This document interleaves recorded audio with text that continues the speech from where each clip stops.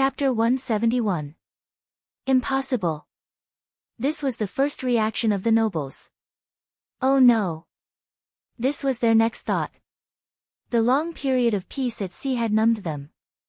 They had even forgotten that there was such a thing as pirates.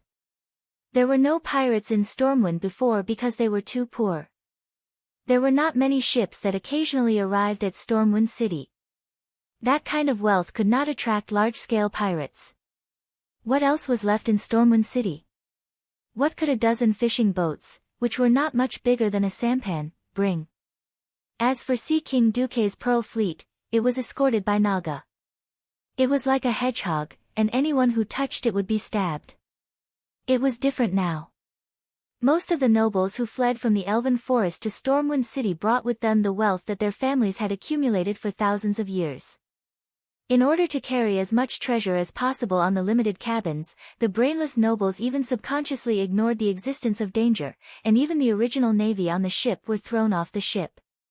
In order to escape from Stormwind City as soon as possible, they did not even wait for the slow civilian transport ships. Otherwise, they could at least use them as bait to delay the Bloodsail pirates. If this was on land, the nobles could more or less resist with their strong guards. Unfortunately, this was the sea. In all fairness, it was a miracle that most people who could not swim could exert 70% of their strength on a ship that was constantly shaking. Not to mention, the private sailors of the nobles were at most goods that ran merchant ships. This was really courting death. They could have courted death anywhere, but they just had to court death in a domain that they were unfamiliar with. Turn around and run. We'll be safe once we get back to the fleet. There are warships of Kultiras there. Duke Agath Ferens, who had rushed over after hearing the news, grabbed the captain's collar, his eyes bloodshot. Yes. Anyone could die. The noble bloodline could not be severed on this damned sea. There were also warships of Kultiras helping the fleet. Although those warships were also full of civilians, the warships were operated by the strong soldiers of the Kingdom of Sea. If they had to die, they could die by the Kultiras. It's too late, the captain cried, we're carrying too much weight. We're already overloaded, we can't run fast. Turn around and run. Throw away the things. Throw away the heaviest gold. Only by staying alive could the clan continue. What's the use of gold if I'm dead? The old duke's silver hair and beard danced wildly in the wind, his crimson eyes showing a rare sense of rationality amidst the fear. As the sails changed direction, more than 10 huge Stormwind warships began to draw huge arcs of white waves on the surface of the sea. Unfortunately, because there was no unified command, some of them had full rudders on the left, while others had full rudders on the right. The direct result was that the two ships almost collided head-on. Both sides were flustered and managed to avoid the worst situation of the bow collision at the last moment. Even so, the collision of the sides and the decorations on the sides of the two ships that brushed past each other scared the wits out of them. For a time, the scene was extremely chaotic. Trash! In the distant flagship of the Bloodsail pirates, a voice rang out. Brigadier General Lester Zank flashed a contemptuous smile, but when he saw the nobles starting to let their men drop a large number of heavy boxes to lighten the ship's load, he had a bad feeling. When he saw the golden light emitting from a box that disintegrated in mid-air, his bad premonition was confirmed. Lester could not help but curse, gold. It's all King gold. You bunch of noble scum think you can run away just by throwing away the weights? Idiot, I don't want the ransom. I'll spend 3 days and 3 nights roasting the guy who came up with this rotten idea into charcoal. Lester almost fell into madness from anger. This was the King Deep Sea. Precious metals thrown into the sea could only sink to unreachable depths or become food for the fishes. How am I supposed to fish them out? Fire! Fire the bow cannon! Lester yelled at the top of his lungs. The first mate was dumbfounded. Brigadier General Zank, we haven't entered the effective firing range yet. If we just use the bow cannon. Idiot, do you still expect that bunch of lousy land nobles to fight us in a gorgeous naval battle like Kultiras? I'm going to destroy their stupid idea of escaping. As the command flag fell, a dozen or so unglamorous parabolas set up a battle bridge in the faint light of dawn and began to erode the little courage of the nobles. The cannonballs, which were not intended to hit, landed near the noble fleet with ridiculously poor crosshairs, stirring up a huge column of water and creating a faint rainbow that surrounded the noble warships. From the nobles' point of view, this was already an overwhelming bombardment that was like a torrential rain. Then, something called probability theory, which was actually called metaphysics, came into play in the dark. In this era, the hit rate of long-range bombardment was extremely low. Unless it was within 100 meters, which was called close-range combat, the hit rate was mostly less than 1%. To be able to fire a cannon within a radius of 100 meters under the interference of a series of problems such as the strong wind, the trembling of the ship itself due to waves and other bombardment, and the maintenance of the barrel itself was already a godly gunner. To be able to hit a target with one shot was simply a legend. But one guy really did it. From afar, a curved cannon from the bow of a ship 800 meters away blasted directly into the armory of a noble's warship, causing a brilliant chain of explosions. When the warship exploded, the flames that soared into the sky, the wood shavings that were blown away and kept spinning in the air, as well as a large number of human limbs. Everything was like a horrifying oil painting from hell, deeply imprinted on the retinas of the nobles. In less than a minute, as many as 7 noble warships stopped their ships and raised their white flags high up. More bloodsail pirate ships, which had been designed for extreme speed, rushed into the nobles' fleet and immediately launched a close-range bombardment against the nobles' private sailors who attempted to resist.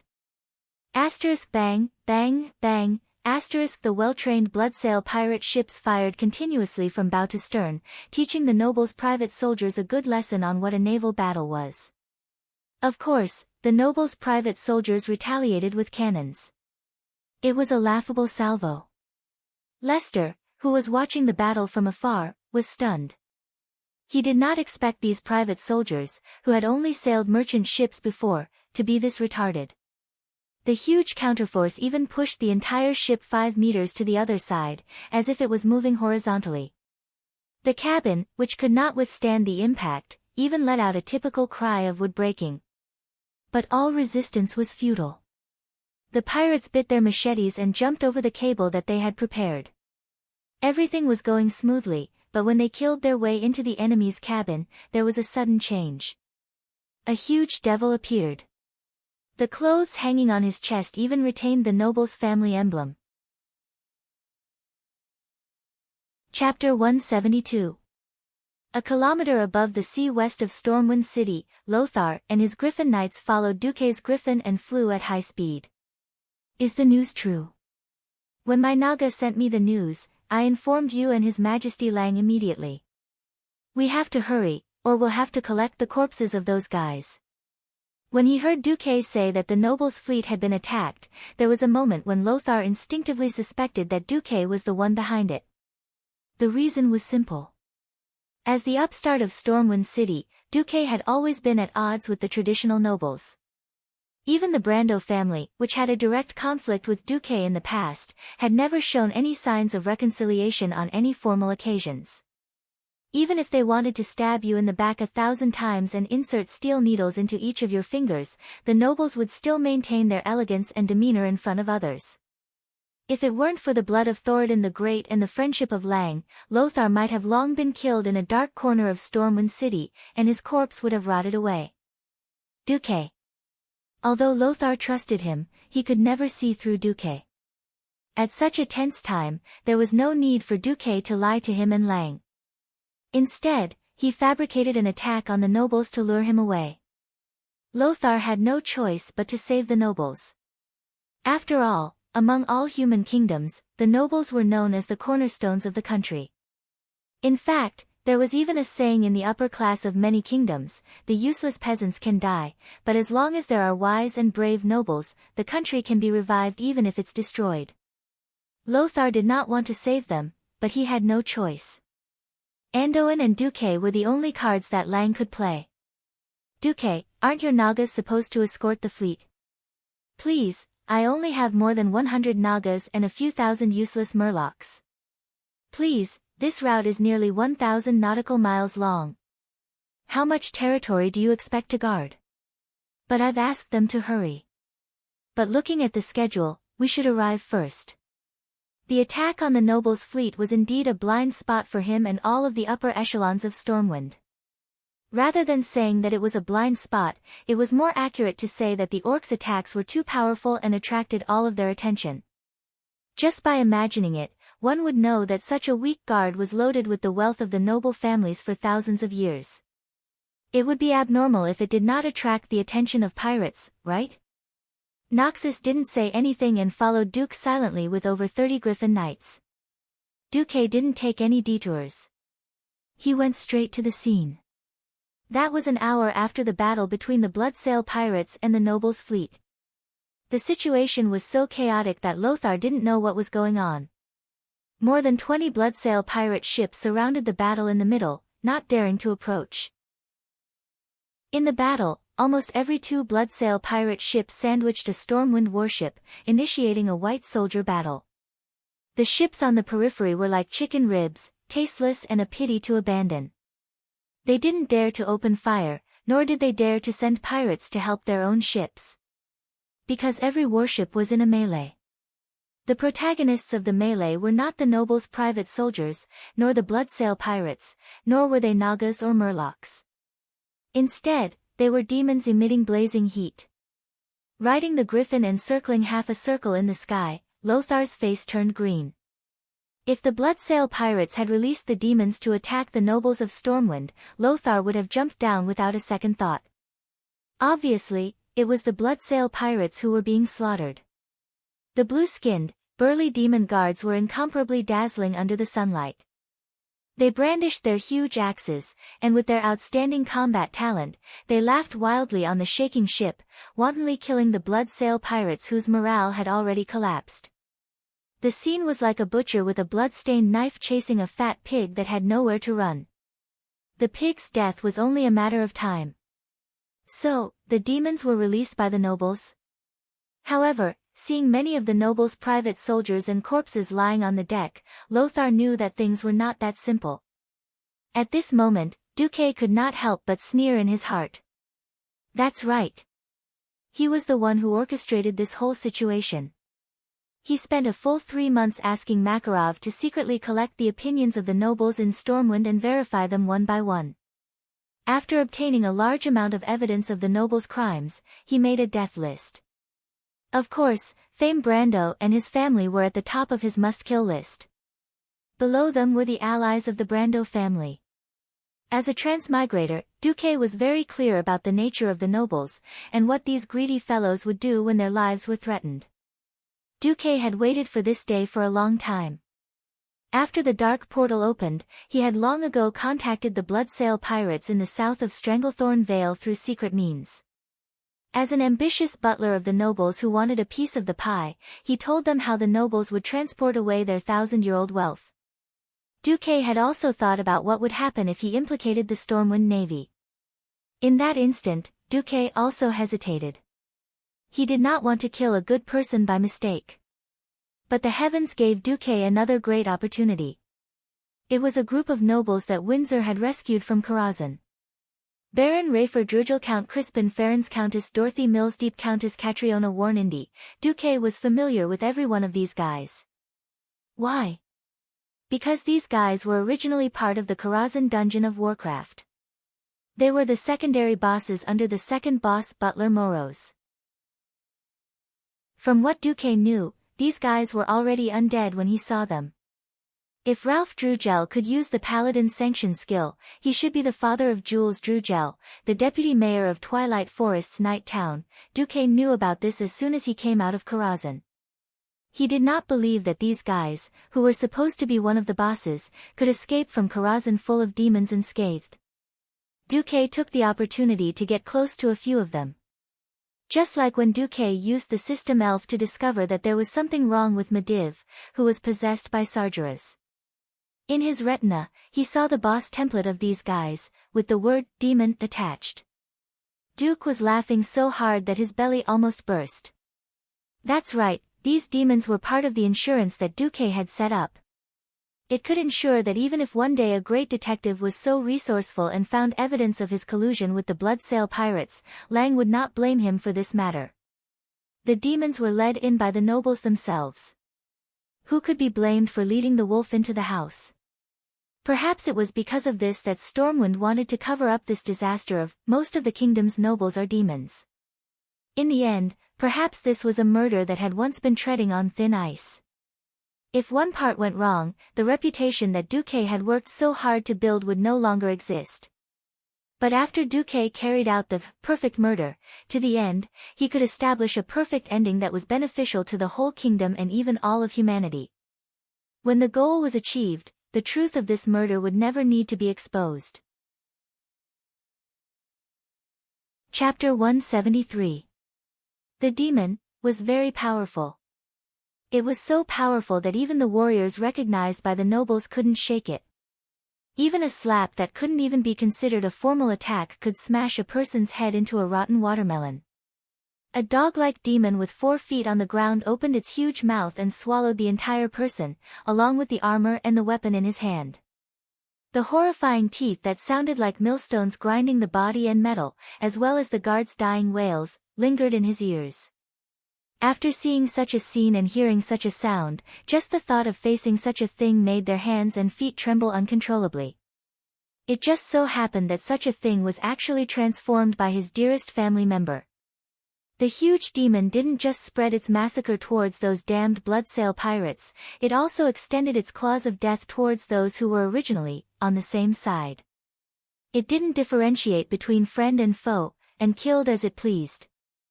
This was simply a nightmare. This kind of nightmare seemed to be endless. Resistance was meaningless, and all who resisted had been crushed to dregs. There was also no point in running, because the 2 ships were only so big, and there was nowhere to run. Every survivor was a pitiful wretch waiting in despair for the final judgment to come. At this moment, a shining holy existence descended from the sky. Looking up blankly, he recognized that it was the radiance of arcane power unique to mages. A powerful mage? Who could it be? After almost forcibly conscripting all the private mages of the nobles, Stormwind still suffered a crushing defeat in the Battle of Magic. The Storm Kingdom's Wang clan's mage squad only existed in name. There were only a few high-ranked mages still active on the front lines. Obviously, it was the one that the nobles didn't want to see the most, see King Duke Marcus. The mortal enemy that the nobles would never reconcile with had become their greatest savior. This had to be said to be ironic. Of course, this was only for the nobles that were still alive. Not even 1% of the nobles that were still alive now. It was very simple. The demons from Karazhan could easily develop believers among these people whose hearts had been corrupted, and even directly turn them into demons. A pure soul was the most powerful line of defense. Even the leader of the Burning Legion, Sargeras, had to spend decades to completely corrode Mediva's soul. It was still an incomplete version, because at the very end, Old Mike still jumped out and gave CEO Sam a big explosion. But when it came to nobles with pure hearts, Duque chuckled. Not every noble was qualified to be a paladin, and not every noble was named Bolvar for dragon. When the pirates arrived in front of the nobles, most of the nobles were desperately protected by their guards and gathered together. When the pirates' butcher knives saw the necks of these nobles that had actually become devils, the devils naturally jumped out and revealed their true bodies.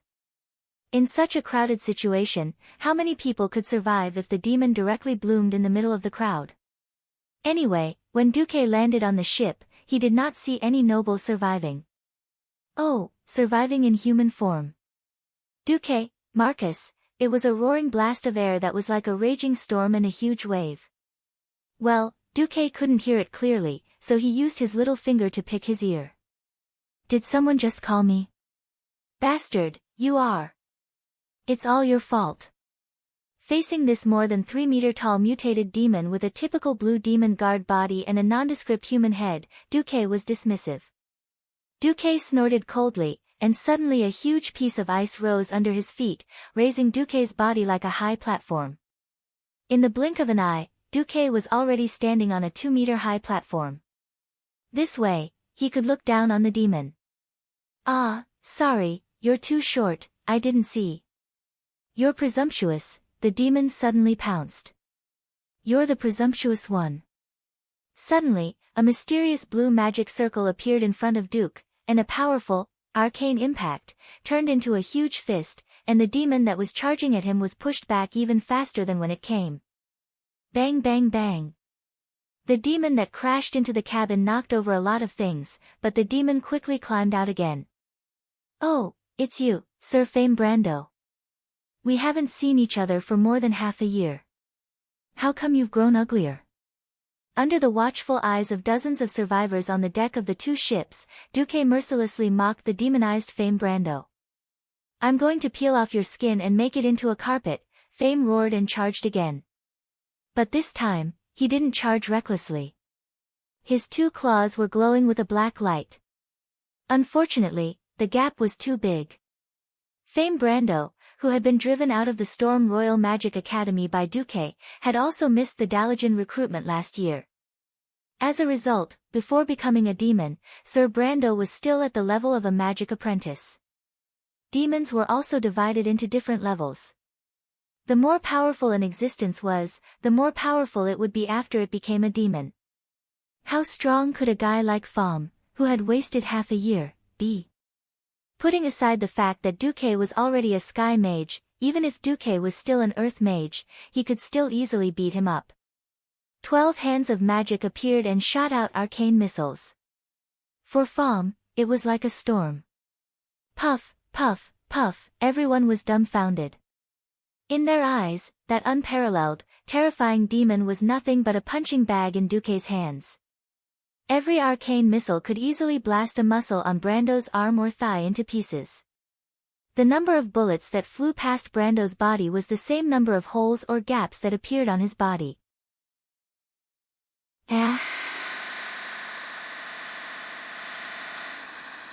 Less than 10 seconds, Brando had become a human stick. Oh, no, a demon stick. His limbs were all broken, and there were terrifying holes the size of a human's fist on his body. Every hole was spewing out bluish-purple demon blood. Even so, Brando was still alive. Rolling on the ground in pain, wriggling his wounded body like a worm, Fame Brando could not stop laughing. "Ha ha ha. Duque. In the end, you're just as dirty as me. What saint who saved the world? What hero who fought against the orcs? Aren't you just like me, filled with vengeance and hatred? Ha ha ha ha. I despise hypocrites like you the most. I know you won't let me go, so I'll wait for you in hell. Ha ha ha ha." Suddenly, a huge ice coffin wrapped around Brando, ending this demon's life. Looking at the burning warships in the distance, Duque muttered to himself, "I just killed a demon, but this demon happened to be called Fame Brando." Chapter 174. Surprisingly, Duque didn't feel anything when he killed Fame Brando. If it was when he had just transmigrated, perhaps Duque would have been shocked, or he would have found it very satisfying. But now, he only felt as if a symbol of the past had been erased, and he had just ended a part of the past. After the flying hand of magic killed the 4 demons that had been transformed from nobles in the lower cabin, everything quieted down. But the cold aura that lingered around Duque was obviously just the ice barrier that mages often used, but the coldness that seemed to be able to completely freeze people's souls clearly told every survivor who was in charge here. At this moment, Duque was God. A god who dominated the nearly 100 survivors on the 2 ships. Although the Bloodsail pirates who attacked the nobles' fleet were frightened, the nobles weren't much better. They had long known that Duque had a grudge against the Brando family, and this matter had become a topic of conversation among the nobles and servants during their leisure time.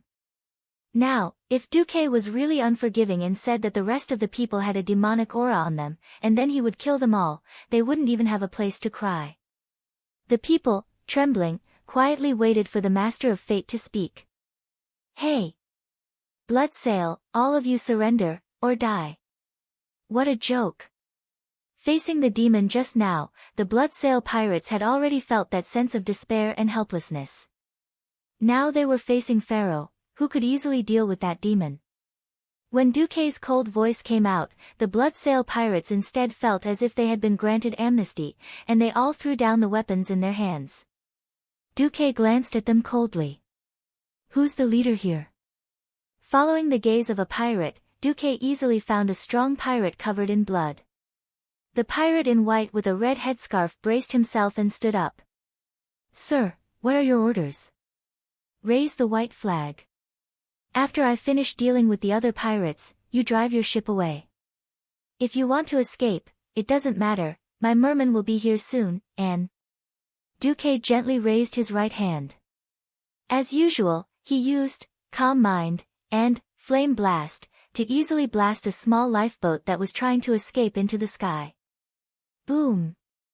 It was a water column that was more than 10 meters tall. The berserk fireball not only blasted the entire sampan and the pirates on it into mincemeat, the scorching high temperature even caused large clouds of steam to ripple out, scorching the few pirates standing at the side of the ship more than 10 meters away. Silence. Silence. Deathly silence. Such an exaggerated instantaneous spell made these mortals forget to breathe. No, it wasn't forgetting. It was the kind of feeling that before Duque nodded, she had lost the courage to even breathe. Duque smiled faintly. Trust me, the outcome of running away is definitely worse than this. That was just a demon, no. The current Duque was more like a demon in the eyes of the pirates.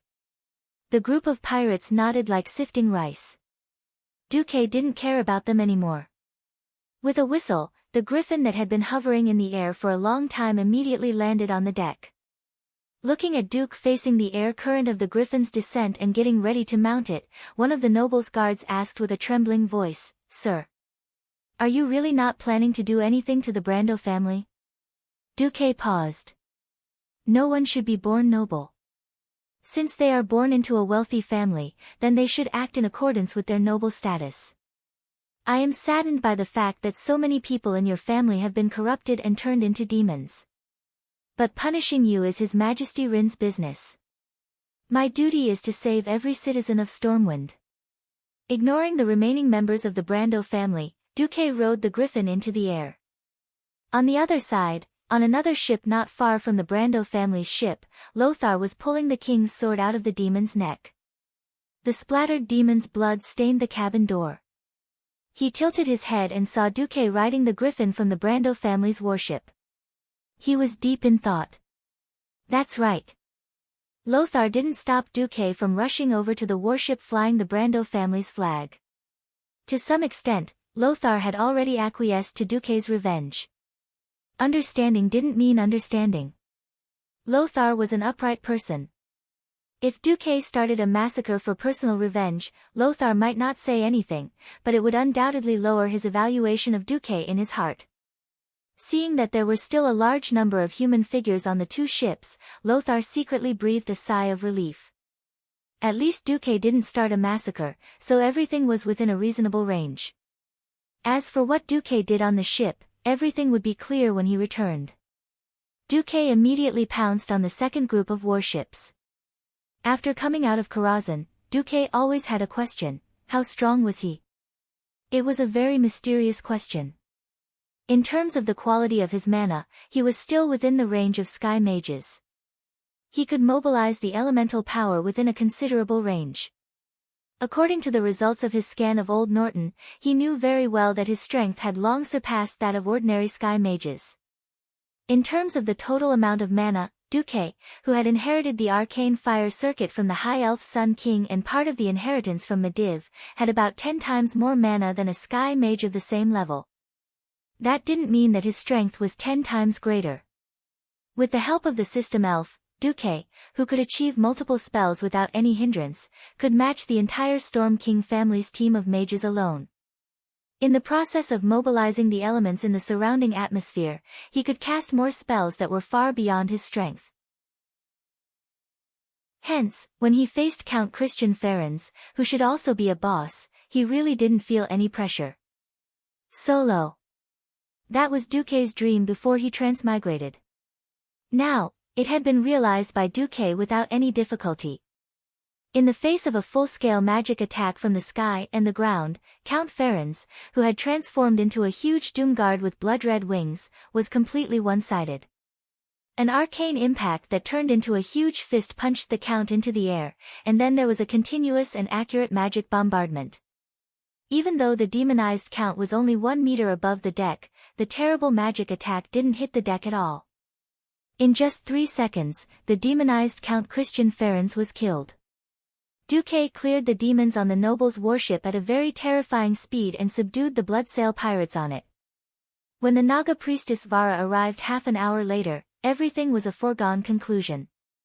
Not only the Bloodsail pirates who were entangled in hand-to-hand combat, but even the warship that was trying to escape could not escape Duque's pursuit. An hour and a half later, the Bloodsail pirates that attacked the noble were completely annihilated, and the commander of the Bloodsail pirates, Brigadier General Lester Zank, was killed by Duque. All the ships were taken back by Stormwind. Chapter 175.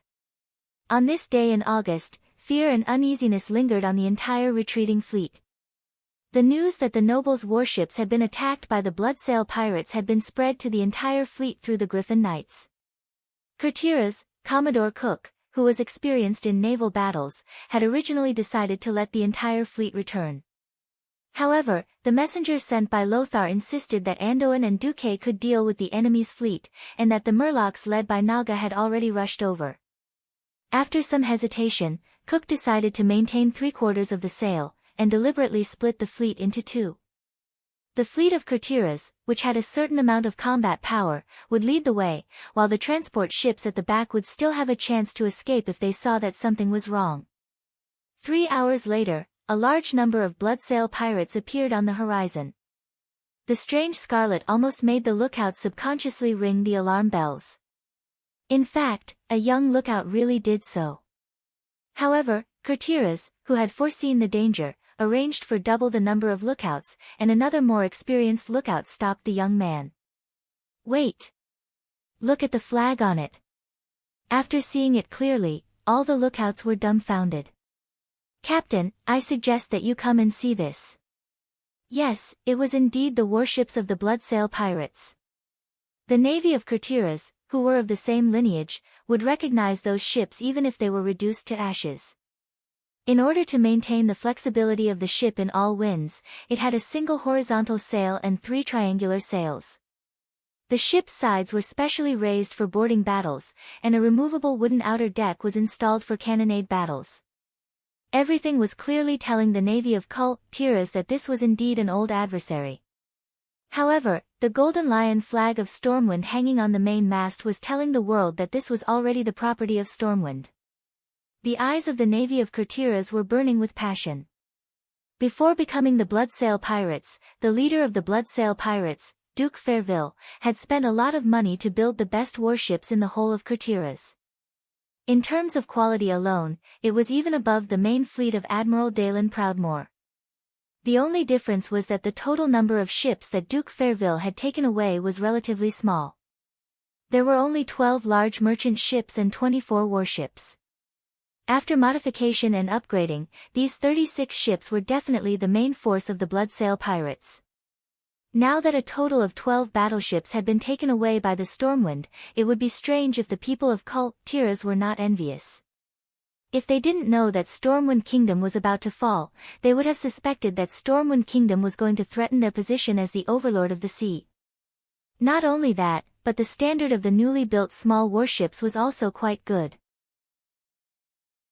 In addition to the ships that the nobles had taken away, what appeared in front of the people of Curtiras was a huge fleet composed of 70 warships of various sizes. If it weren't for the fact that they could see through the binoculars that the Naga and the Murlocs were escorting the Bloodsail pirates to do their work, the people of Curtiras might have gone mad with jealousy. Brigadier General Cook put down his binoculars and muttered to himself, "Damn it, if we didn't have a stronger green skin to deal with, I would definitely suggest the General suppress Stormwind when I get back." On Poseidon, Van Cleef leaned against the porthole and stared at the strange fleet that was sailing in the opposite direction from the south of the fleet. The distance between the two sides was so close that he could even see the despair and dejection on the faces of the nobles' private soldiers. That was definitely not the expression of joy after surviving a disaster. If he had to use a word to describe them, it would be, stray dogs. Excited blood pumped out of Van Cleef's heart and ignited his entire body. He felt his body and soul burning. The nobles are finished. Those arrogant nobles are finished. This voice was so clear and real that Van Cleef almost couldn't control himself.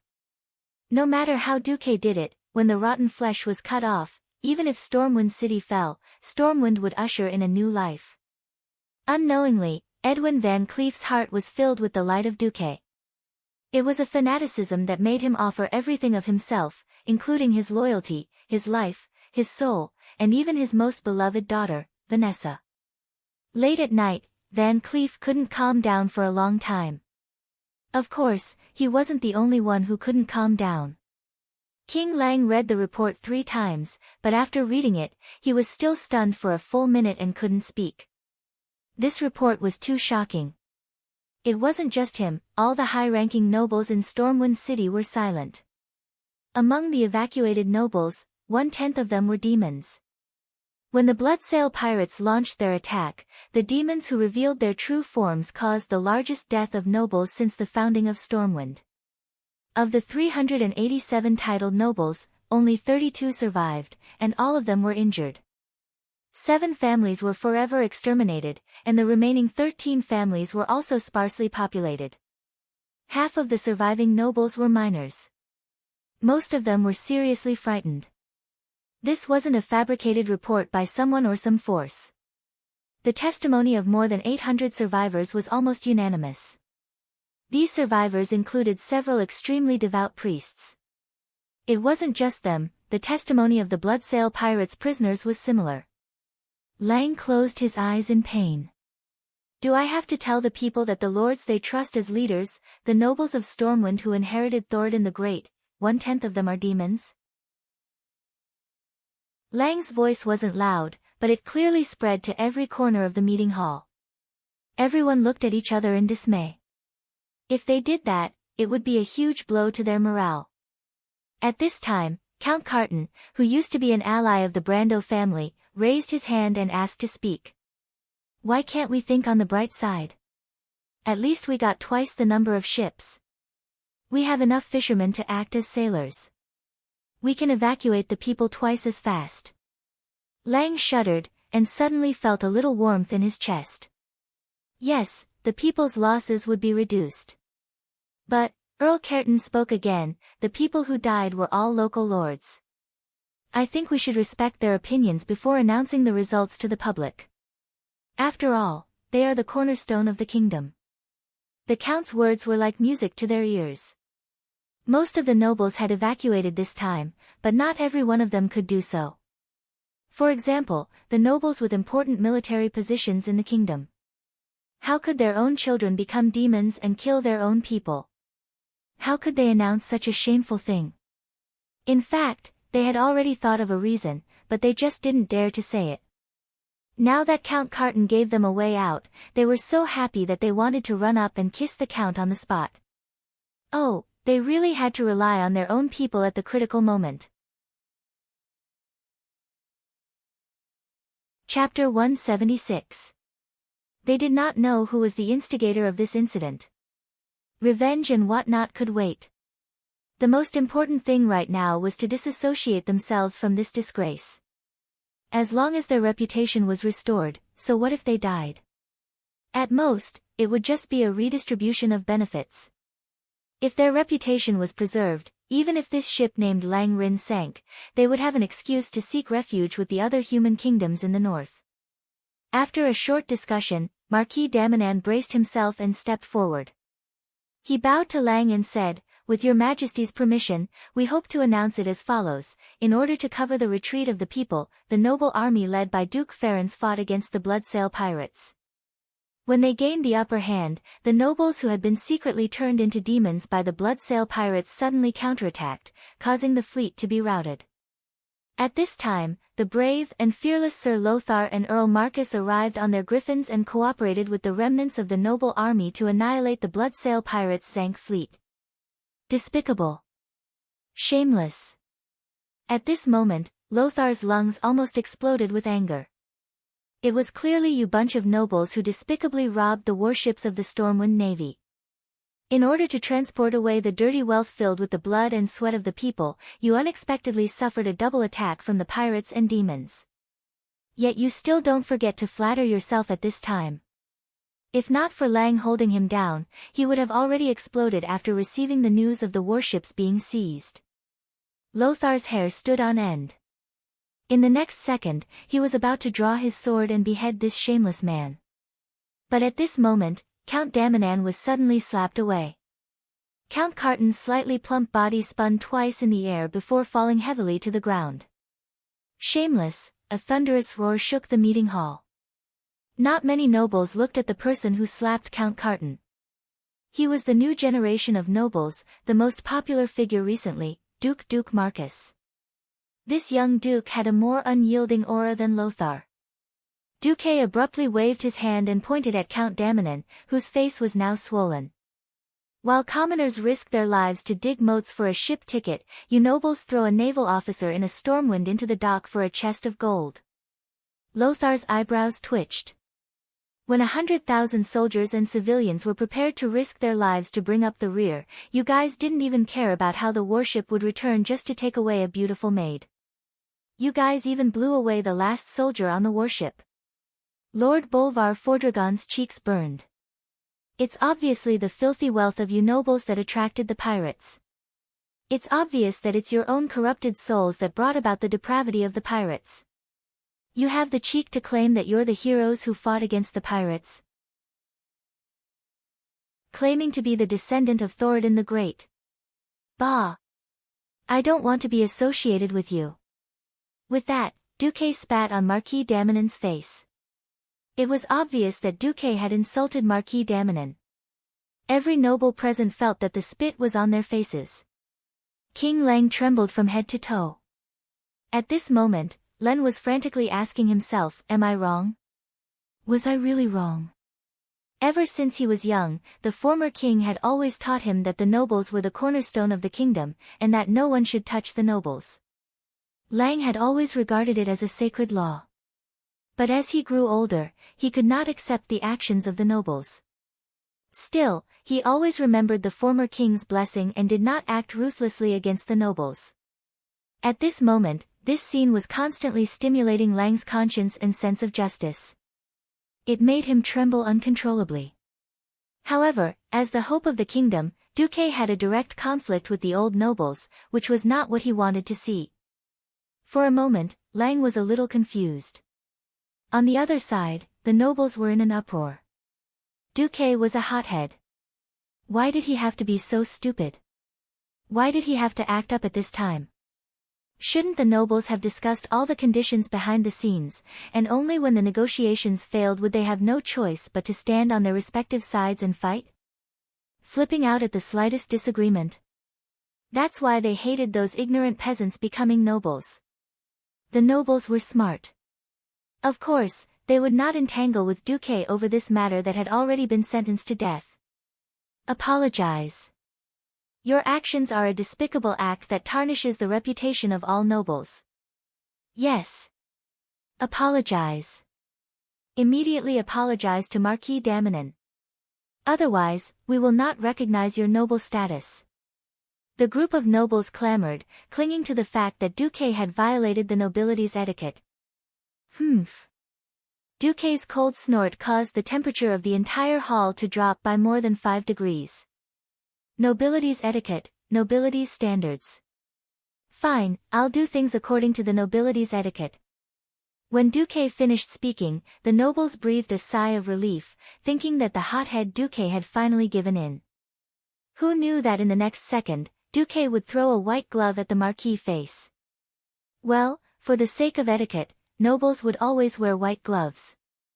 And throwing a white glove at the other party's face meant only one thing, a duel.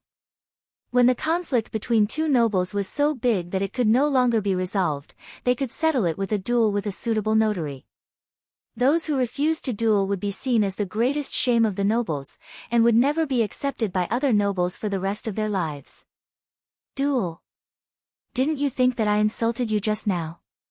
Then duel with me to wash away the shame. Duque's cold and arrogant eyes stared at Marquis d'Aminon. That pair of indifferent eyes made the Marquis' hair stand on end. The next moment, Duque pulled out his sword. Duque didn't have a sword of his own. It was a flame sword that he made out of fire elemental essence and copied the standard longsword of Stormwind City out of thin air. The fire elemental essence that was supposed to be extremely hot and violent was actually as tame as a puppy in Duque's hand. If it wasn't for the blazing aura that could be clearly felt from a dozen meters away, no one would think that it was a real flame. No. No. I didn't think you insulted me. Marquis d'Aminon actually shrank back. Well, after killing so many people, one would naturally have a murderous aura. Duque made his debut, killing gnolls, murlocs, nagas, and orcs. Recently, he had even roasted thousands of orcs into charcoal. His murderous aura was definitely at the level of overflowing dominance. On top of that, he had killed Sargeras. According to the legends, he had killed 7 people in the tribal camp. Even if Duke was known to be a swordsman, which nobleman would be stupid enough to fight him? You don't dare. You have no balls. Duque spat out his poisonous tongue mercilessly. Just when everyone thought that was the end, more than 3 dozen white gloves suddenly flew through the air and landed on the oily and disgusting faces of the nobles who had been heckling just now. Chapter 177. It was a white glove that was as thin as a cicada's wing made of ice. Although it was made of ice elements, it was indeed in the shape of a white glove. Then, what did Duque mean? Whoever is not convinced can come and fight me. Who? Who else? The nobles were silent, not daring to make a sound. Duque roared, "That's right. I am insulting you. I look down on you. If the nobles are indifferent, selfish, greedy for life, afraid of death, disregard the law, corrupt and arrogant. Then the nobles. I don't want to be an earl anymore." As soon as these words came out, the whole room was silent. Don't want to be an earl anymore? If it was during peacetime, the nobles would have immediately roared. What do you think the face of Stormwind is? But now, Duque was indispensable. Almost all the sailors and fishermen were Duque's people. Duque, who had snatched back the warship, had his reputation in the navy soar. There was also the Naga and the Murlocs, whose strength was unknown. Countless people now only remembered Sea King Duque, who had saved everyone's lives, Duque, who had risked his life to kill the orc camp and burn hundreds of thousands of orcs, and Duque, who had risked his life to kill the Devil King for the survival of mankind. But unconsciously, they had forgotten the failed King Lang, who had lost his territory. It was no exaggeration to say that Duque had become a symbol of hope in the hearts of the people, whether they wanted to admit it or not. Now, Duque was saying that he should not be an earl. With Duque's strength, with Duque's fame, with Duque's wealth, which human country would he not be a guest of honor? Without Duque, the entire line of defense of Stormwind City might collapse in 3 days, and then hundreds of thousands of soldiers and civilians would be wiped out by the orcs. To some extent, it should be Stormwind that had fallen into poverty that could not contain a great god like Duque. Yes. Now, it was Duque who was forcing her to abdicate. Lang stood up abruptly and looked at Duque in disbelief.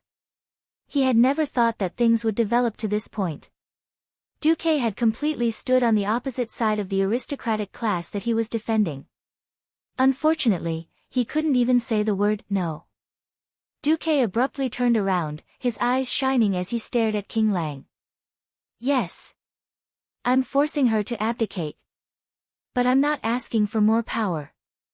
I'm just forcing your majesty to wake up. Proudly stepping forward, Duque puffed out his chest and sucked in his stomach. I've never been born noble.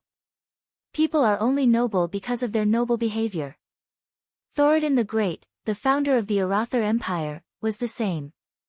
1,000 years ago, the king who led the abandoned people to this valley and founded Stormwind was the same. Why was it noble? Why did the late king set the iron rule that no one can be conferred a title without military merit? The entire meeting hall fell into silence. Only the sound of the wind passing through the windows and sweeping through the hall could be heard. Not only the kings, dukes, and other high-ranking people, but even the royal guards at the side seemed to be lost in thought. They stroked the lion carvings on the edge of their swords, their eyes filled with a thoughtful look. Duque's voice continued. Why? Isn't it for today? For today, when mankind is in danger of extinction, to be able to have a true hero and leader worthy of his position, to lead the people out of their predicament and out of despair. In the hall, the eyes of the nobles shrank and dimmed. But the eyes of Lang, Andoin, Bolvar, and the group of guards lit up. Stormwind City is destined to fall, but one day in the future, when Stormwind City is to be recovered, when this great kingdom is to be revived. Please answer me, the great and wise King Rin. At this point, Duque suddenly raised his head and looked straight at Lang with his sharp eyes. Are you counting on these so-called nobles who abandoned their people and fled with their wealth to serve you? Or are you counting on those who are truly willing to fight to the end for the future of mankind? Tell me, King Lang Rin. And everyone present who has opened their eyes. Tell me, who do you choose? Dooku's voice that shook the heart was filled with a firm and sonorous feeling. Every brick, every piece of wall decoration, every inch of ceiling in the hall echoed with Dooku's question. In just a moment, every truly courageous person in the hall unsheathed their sword and raised it high in the air. I choose Duke Marcus. Windsor, who had once saved the king's life, was the first to step out. This was the choice of the loyal minister of the kingdom. Duke Marcus. The upright and plain-spoken Duke for Dragon stepped out and raised his sword high. This was the choice of the important minister of the kingdom. Beside him, there were nearly 10 superior nobles who were famous for their integrity who raised their swords. Duque. The Lion of Azeroth, the king's childhood friend, and the most loyal and courageous Sir Lothar also raised his sword high and made his most important choice. Father. I choose Duque.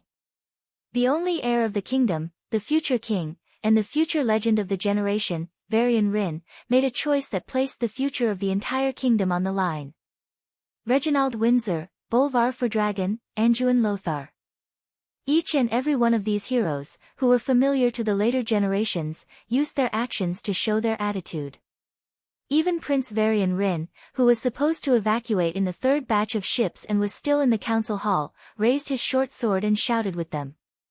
Duque! Duque! Duque! Duque! The voice was like the howling of the wind, like thunder from the ninth heaven that could penetrate one's soul, and it crashed into Lang's heart. Lang felt that he was in an incomparably silent world. There was nothing in the world, only his own heart was shouting strongly. The voice that was becoming clearer and more precise came from himself, from his ancestors, and from the heroes who had sacrificed their lives for the survival and reproduction of mankind. Countless voices converged into a unique force, pushing him to make a choice at the crossroads of fate. Scorching hot blood rumbled as it flowed out from his heart, spreading to his 4 limbs, to his 5 viscera and 6 bowels, to every corner of his body, agitated and surging. Standing at the crossroads, his eyes seemed to see the future for a moment. To the left, he seemed to see the Stormwind, who trusted the corrupt nobles, completely destroyed in the flames. To the right, he seemed to see the destroyed Stormwind City being reborn from the flames with the help of Duque, Andoin, and other loyal and capable ministers. Yes, he might not be able to see the end of this heroic epic. The new era must belong to the next generation. Yet he was able to compose the most splendid beginning to this great human epic. For a moment, Cleon was so shocked that he could not control himself. He pulled out the king's sword and raised it above his head. His gaze seemed to penetrate the fog of fate. Lang made up his mind. Chapter 178. The loyal and brave generals of Stormwind raised the swords in their hands. They could feel the passion in the eyes of their most beloved king. Unknowingly, their breathing and their hearts had synchronized with the king's. It was an inexplicable throbbing of their hearts. One by one, they entered a mysterious state of trance. It was as if they had traveled through time and space to see thousands of years ago, when their ancestors set up the first stone tablet in this strange and lush valley, declaring this place to be called Stormwind City. They seemed to see their ancestors cutting through thorns and thorns, seeing colorful insects fleeing from the grass under their feet, and seeing this land become a paradise for humans. They also seemed to see King Lang, who had inherited the will of their ancestors, about to make a great decision that would change the fate of the entire kingdom. The usually noisy assembly hall was filled with a sacred air that was both familiar and strange at the same time. It was as if they were having a mass in the Storm Cathedral, listening to the Archbishop's sermon and feeling the gaze of the statues on the two sides. The eyes of these great pioneers crossed thousands of years and quietly watched Lang. Quiet and holy. The loyal and brave generals chose to listen, and the despicable nobles gave up on defending. The meeting hall fell into absolute silence. It was as if the whole world had quieted down, just for that holy answer. Lang's eyes were wide open, and his blue pupils were filled with a sense of sublime clarity. The golden lion flag with a blue base and golden edges, which had been passed down in Stormwind for thousands of years, emitted a brilliant light behind him. His voice was clear and magnetic, full of penetrating power, and had an irresistible majesty. I, King Lang Rin of Stormwind, hereby declare that 20 noble families, led by Duke Farron's family, have abused their power, degenerated, and colluded with demons. They have disgraced the name of the nobility, and are a disgrace to the nobility. The names of all 20 noble families are hereby abolished, and all remaining noble children are demoted to commoners. The property they have obtained through improper means will be distributed to the meritorious soldiers in this battle as an example. I declare that anyone, regardless of origin, age, race, or gender, as long as they have made great contributions to Stormwind, will be conferred the title of nobility. Similarly, anyone who dares to betray the interests of humans will be punished by Stormwind, no matter how far away they are. Meritorious service will be rewarded, and crimes will be punished. Anyone who goes against this oath, no matter their background, no matter their status, they will all be killed. It was like a stone that caused 1,000 ripples. Everyone's face was filled with intense shock. Lang's spirit and boldness could reach such a level. No king would dare to wipe out half of the nobles in the country in one go, but Lang dared. No monarch dared to link the supreme position with merits, but Lang dared. No ruler would have the guts to use talents so freely, but only Lang dared. Even though Duque's actions behind the scenes had caused shocking losses to the nobles and placed it in front of Lang as a fait accompli, even though Duque had used the great crisis of the country's destruction to blackmail Lang, in the end, it was still Lang who made the decision. Lang had made the wisest decision. No, it was even wiser than Duque had expected. It was already the realm of a great man. Based on these 3 points, as long as Lang's Stormwind did not really destroy the country, and as long as Lang's bloodline and policies could continue, Lang was bound to leave a thick stroke in the history of humans in Azeroth. Everyone present felt that their souls had received some kind of mysterious sublimation at this moment. If the resistance against the invasion of the tribes was a glorious hymn, an epic that originally did not belong to a single person, then at this moment, there was only one protagonist, Lang Rin. For humans, for Azeroth, Lang shouted. For humans, for Azeroth, Duque, Andoin, and the others echoed in unison. The feeling of excitement lingered for a long time. Everyone's chest rose and fell violently. They looked at each other and saw the same smile in each other's eyes. Lang glanced coldly at the nobles who had tried to force him to abdicate. Gentlemen, you may leave now. It's time to discuss confidential military affairs. It has nothing to do with you. Lothar and Duke Verdragon stepped forward at the same time. Beside them, more than 10 royal guards formed a fan shape. The nobles' mouths twitched, and there was an unconcealable cowardice in their eyes. In the end, they did not protest anymore, and quietly left. This scene was painted into a famous painting by a later artist based on the eyewitness account. It was auctioned off for a sky-high price of 3 million gold coins. The title of the painting was The End of the Decaying Era. After the nobles left, the huge meeting hall seemed empty. Lang and the others immediately moved to a smaller, more private meeting room.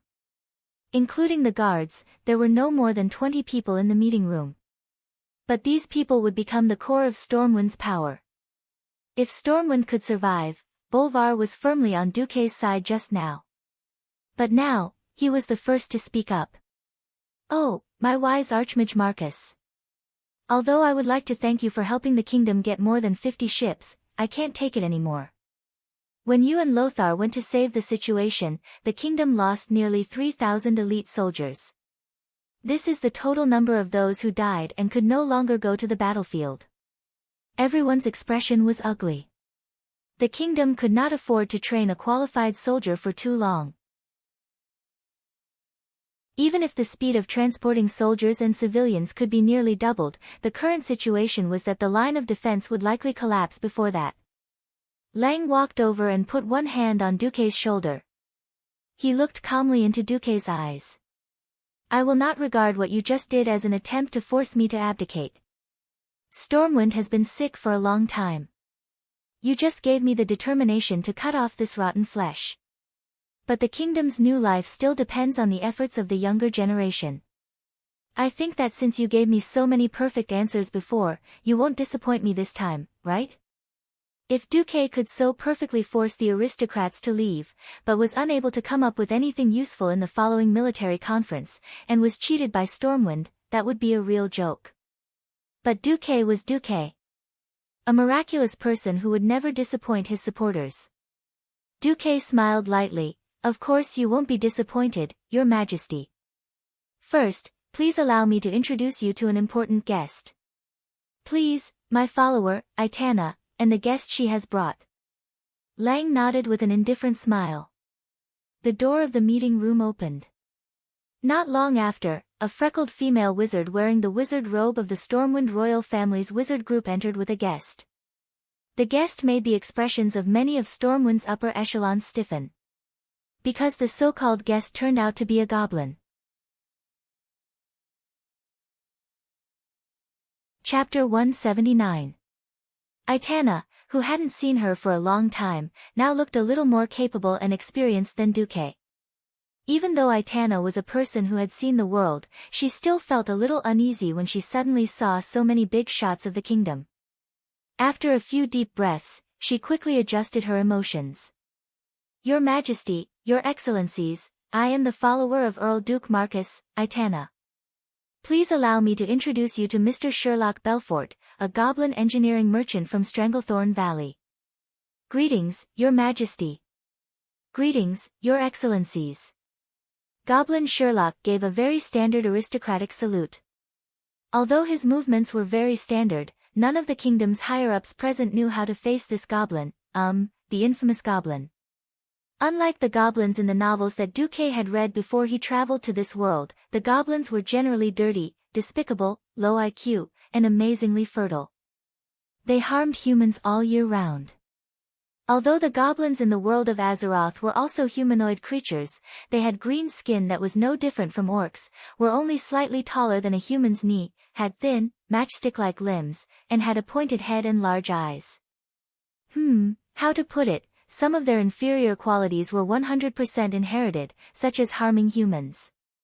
But overall, the goblins in Azeroth loved money more, were good at all kinds of technological inventions, and were better at running businesses. The goblins had set up many companies, which were similar to the structure of real companies before Duque traveled to this world. However, these so-called companies were also more vampire-like, such as the notorious Venture Capital Corporation. There was a joke that reflected the reputation of the Venture Capital Corporation. "Very well, Venture Capital Corporation, please join our company. We have investments in every corner of Azeroth." Someone asked, "What's the price?" "Venture Capital Corporation, we're being hunted by the whole world." Someone was speechless. The actions of the goblins were absolutely abhorrent. Many night elf druids would kill every goblin they saw, and if they saw two, they would kill a pair. Seeing the appearance of the goblin merchant, Noxus pointed at his head at Duque without hesitation. What he meant was, are you crazy? They were actually working with gnomes. Duque smiled and ignored Lothar.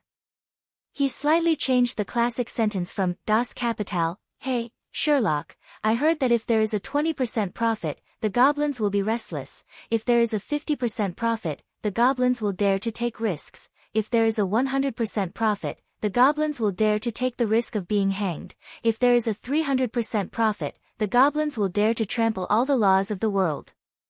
Is it true? Sherlock screamed on the spot, slander. This was definitely slander. We goblins are of noble character. If I give you 5 million Arather gold coins to bring me the head of the tribal chief, Blackhand, Sherlock's small eyes. Perhaps it was an illusion, but they seemed to have widened 10 times in an instant. Sherlock's sharp voice instantly became incomparably sonorous and powerful, resolute and courageous.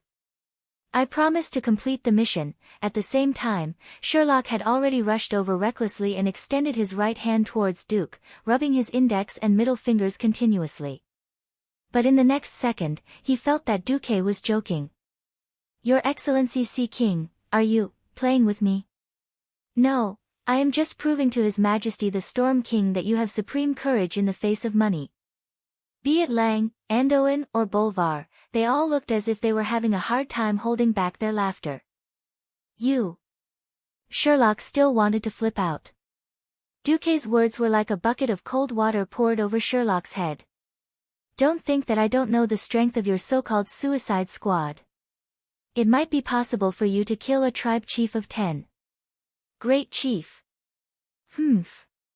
If I really gave you the deposit, you would only send a group of cannon fodder to their deaths, and then run away with the highest deposit you could negotiate. Sherlock Belfort's face instantly turned pale. He lowered his head and stammered, we goblins are all trustworthy and pay attention to business ethics. How could we do such a thing? As he spoke, under Duque's piercing gaze, Sherlock became more and more guilty. His pair of feet also moved towards the door unintentionally. Unexpectedly, a pair of magician's hands suddenly appeared behind Sherlock and lifted the short goblin in front of Duque. I have no interest in the integrity of the goblins. The only thing I am interested in is the engineering craftsman in your venture capital company. What do you want? Has Aitana already told you? His life was in the hands of this terrifying mage. Sherlock nodded his head like an aggrieved little wife. All right, I want to add another condition. If everything explodes before it is thrown out, for every person on our side that is injured, I will take the life of one of your relatives, cut off one of your fingers, and deduct 100 boxes of money. Sherlock was indifferent to the previous conditions, but when Duque said 100 boxes of money for each damaged item, Sherlock suddenly made a sound like a pig being slaughtered. He bared his fangs and brandished his claws. No goblin will accept such conditions. Don't even think about it. Duque sneered. What if I increase the price by 10% and double the quantity, 30% higher? Sherlock immediately calmed down and bargained. Nonsense, don't think I don't know what you are using. Heavy rock could be made into high explosive, iron ingot, and silk, and it would be done. With such low cost, you still dare to charge me 30% more? Sherlock was dumbfounded. Then, like a general who had defeated a general, he finally nodded. All right, 10% is 10%. Just like that, Sherlock retreated with a long face. Aitana was very nervous and hurriedly apologized. I didn't know, so those things will explode before they are thrown out. Duque rubbed his eyebrows and thought to himself, damn, gnome projects are unreliable, goblin projects always explode. If I didn't know this, then I would have played the game for nothing. You are not in this field. It's not your fault. After comforting Aitana, Duque finally turned to Lang and explained, didn't you say that you have tens of thousands of militia but don't know how to use them? Weren't you guys worried about how to evacuate the last of the defenders? I will solve all of these problems for you all at once. Not only that, I will also throw in a big gift package. What gift package? Lang was stunned. Duque smiled mysteriously. Now that I say it, it no longer feels mysterious. Chapter 180. For 2 days in a row, the east and north walls of Stormwind City were filled with battle cries. However, the people of Stormwind City would never have thought that such a terrifying battle was just a test by the Horde. Yes. It was just a test. During the absence of Duque and Andoin, Bolvar was in charge of the defense. Although he knew that the Horde was only sending 1,000 men to test the waters, Bolvar had no choice but to fight with all his might. The difference in individual combat power was too obvious. There were moats, barbicans, city walls, arrow towers, and towering hills equipped with catapults. Such a three-dimensional defense system only erased the disadvantage that the humans had when fighting against the orcs in terms of individual combat. The battle was still very difficult. The 5-meter-tall city wall was still too short for the tall and strong orcs, who were unreasonably strong in terms of athleticism.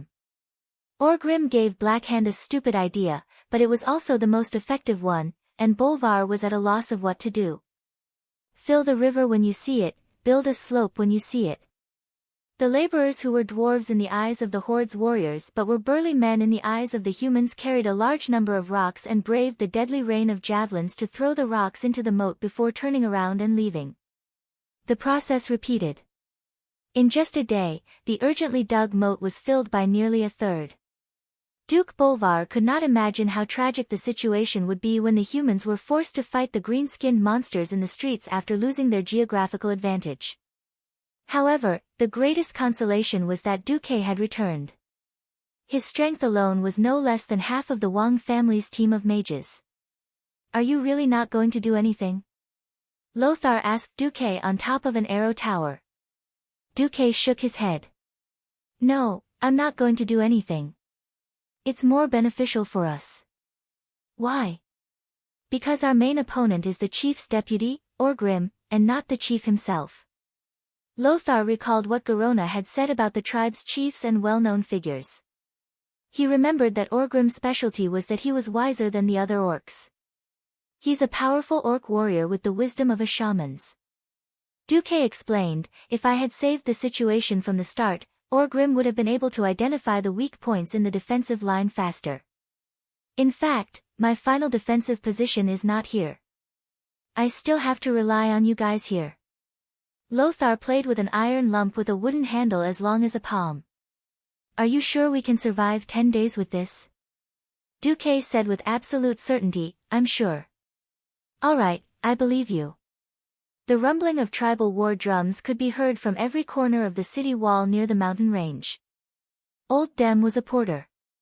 Apart from his strength, he was practically useless.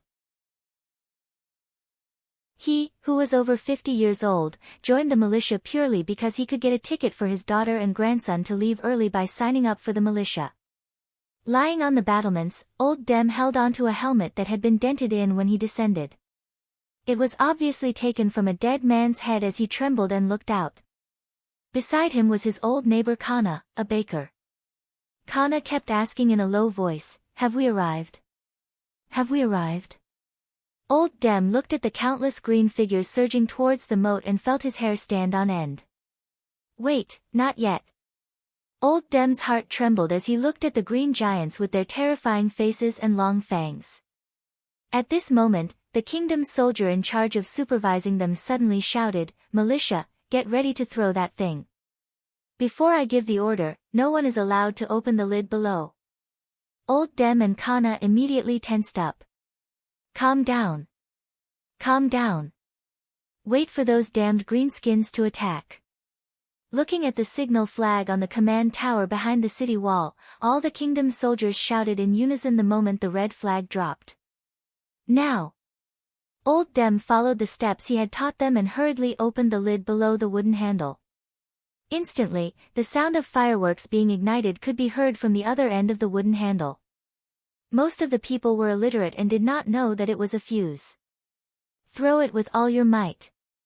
The commanding officer's roar caused many people to slip up and directly throw these strange wooden sticks with metal pimples into the moat below.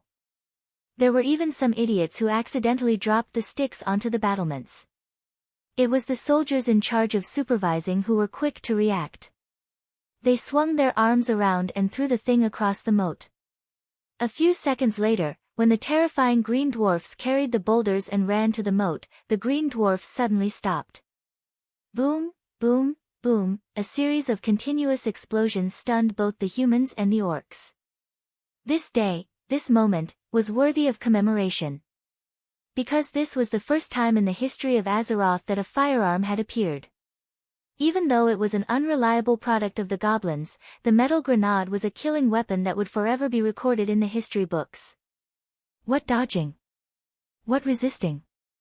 In the face of such firearms that transcended the era, the struggles of the orc laborers seemed to be meaningless. The orc laborers could only watch as their comrades were annihilated. Boom, boom, boom. The continuous explosions were accompanied by the flying pieces of metal due to the explosion of the high explosives.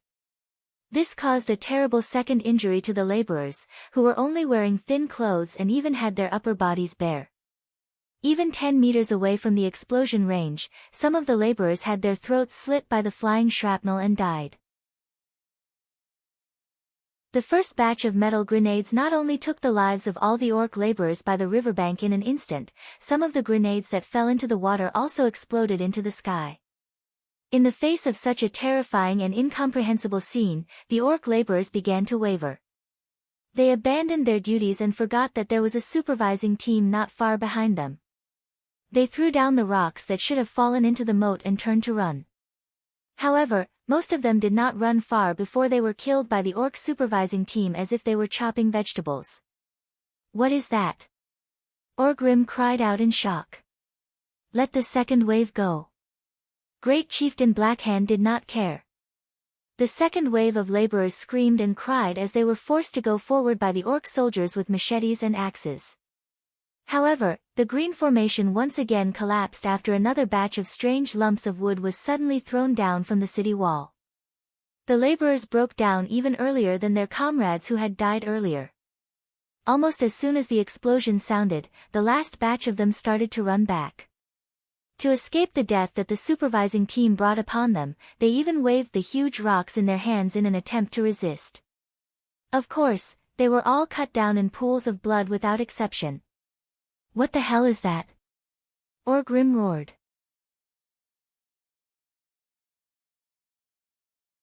Chapter 181.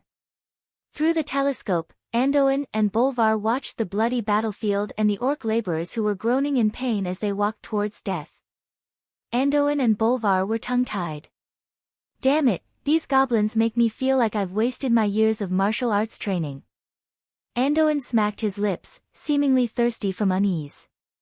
Duque. How many did you order? I want more of these iron skin grenades. Bolvar was even more direct, demanding an exorbitant price right from the start. Duque smiled without saying a word as he handed over a price list. It listed the price of the iron skin grenades, as well as the skyrocketing price that would require the goblins to work overtime to produce them. More importantly, Duque had specially noted that the already terrible rate of misfires and premature explosions would skyrocket due to the rushed production. That's right, in this era where there was no mechanized mass production, where everything was done by hand, how high could the success rate be? As long as one was human, they would make mistakes and get tired, and there would be differences in the accuracy of each product. And the goblins' lax way of doing things meant that all the products created by these damned and whimsical fellows were extremely dangerous. Bolvar's conscience did not allow him to let his soldiers and militia take such a huge risk. If they did not kill the enemy, and instead blew themselves up first, they would have no place to cry. Anduin was magnanimous. We should comfort ourselves like this. Yo, a box of grenades is enough to arm a militia regiment. Duque smiled. A militia regiment needs to undergo a long period of training, but this thing only needs half a day of training. That was not wrong. Ordinary infantry training required a long period of combat training to have a little bit of success. Even so, the survival rate of new recruits on the battlefield was so low that it gave any commander a headache. Not to mention the humans who were already at a disadvantage in terms of physique. The strength, speed, and agility of the human recruits were probably similar to the orcs' cannon fodder laborers. There was a considerable gap between them and the official orc warriors. Moreover, the opponents were not ordinary orc soldiers. After fighting for so long, any human commander with a brain would know that they were the elites of the Blackrock clan, a powerful orc clan. Although that was what he said, he still had a toothache. Bolvar sucked in a breath of cold air. I feel like you're throwing away His Majesty's gold coins. Duque shrugged. War is about money. Anduin pursed his lips. I've realized for a long time that your way of thinking is completely different from ours. I sometimes wonder if you're from Azeroth. Duque was non-committal. What should Duque say? Say I'm a transmigrator. That would really be laughable. The archers, who had long been determined to be useless against the orcs, were once again used to deal with the orcs. Archers also had a fatal weakness. Once it was night time, the power of an archer would be greatly reduced even if they used area shooting. The appearance of the iron skin grenade greatly enriched the strategies and tactics of the human side. After all, an archer needed to aim properly, and a grenade would explode everywhere. As time passed, the orcs also discovered the drawbacks of the iron skin grenades. These metal lumps that made loud noises were a great threat to the orc laborers. However, to the real orc warriors, especially those who wore more armor, it was not a fatal injury. It was difficult for the shrapnel from the explosion to penetrate the muscles of the tall orc warriors. As long as the vital parts were not hit, most of them would only suffer superficial wounds. Under Orgrim's suggestion, the great chief Blackhand agreed to better arm the orc warriors who were attacking the city walls. Hence, in the next few days, Lothar saw a large number of orc warriors using cowhide, metal pieces, and even the armor of the dead human warriors to make a temporary armor. With the orcs' protection, the iron skin grenades, which were originally relatively lethal, were reduced by half. They became less lethal weapons. Lothar asked Duque, do those damned green-skinned dwarves have anything more powerful? Duque silently handed over the price of the high-explosive bomb, which required a large amount of thorium to make and was recommended by the profiteer Sherlock. Lothar was stunned for a full 10 seconds before he finally said, the weather is really good today. Yes, it was noon with high temperatures and a thunderstorm. Thanks to the thunderstorm, all the bowstrings almost lost their elasticity due to the humidity. It was a tug of war. However, the scales of victory still tipped towards the orcs. When Orgrim had the orc laborers wear thick leather armor or thick clothes, he restarted the plan to fill up the river. Lothar knew that something was wrong. On the 7th day after Duque dealt with the Bloodsail pirates, the moat on the east and north sides of Stormwind City was filled up.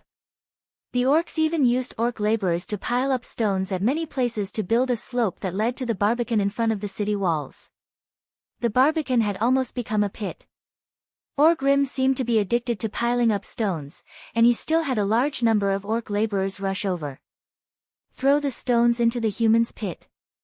If you can't make it back, then throw yourself in as well. That was Orgrim's order to these weak orc laborers. The direct result was that the number of orc laborers dying increased exponentially. At first, the humans tried to clean up some orc work or dig up some slopes every night. However, Stormwind City was severely lacking in heavy machinery. Not only were the gnome excavators expensive to rent, but Sherlock was also unwilling to let his subordinates drive the expensive robots into the city that was bound to fall. Unless, Sherlock rubbed his thumb, index finger, and middle finger together again. That gesture of asking for money. You know what it means.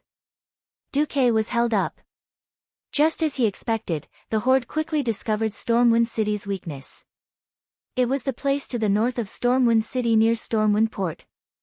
It was different from the steep cliffs of the valley in the south. The mountain roads to the north of Stormwind City were dangerous for the humans, but for the orcs who were good at climbing mountains, it was not a true dead end. In the first 2 times, the orcs successfully sent a few scouts down, causing a commotion among the citizens of Stormwind City. After that, King Lang decisively let Duque, who was the strongest fighter in Stormwind City, guard the mountain peak. This prevented the orcs from attacking from that direction. The sea, on the other hand, was the domain of Kurtilas and Duke. Even though they could transport more than 10,000 people per day, the situation was still going downhill.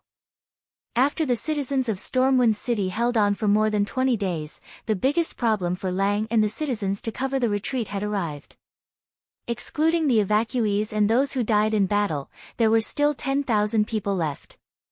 Lothar estimated that none of the 50,000 people would be able to escape. The orcs were already in a frenzy. They would not allow the humans to evacuate at a rate of 10,000 a day. Stormwind Port, which was their lifeline, did not have a fulcrum like Stormwind Fortress. What should they do?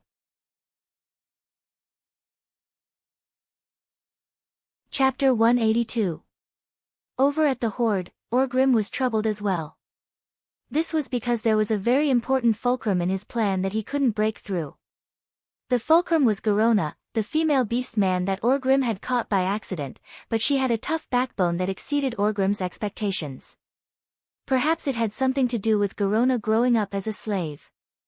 She had an unimaginable tolerance for pain. The straightforward beast-men weren't good at interrogations.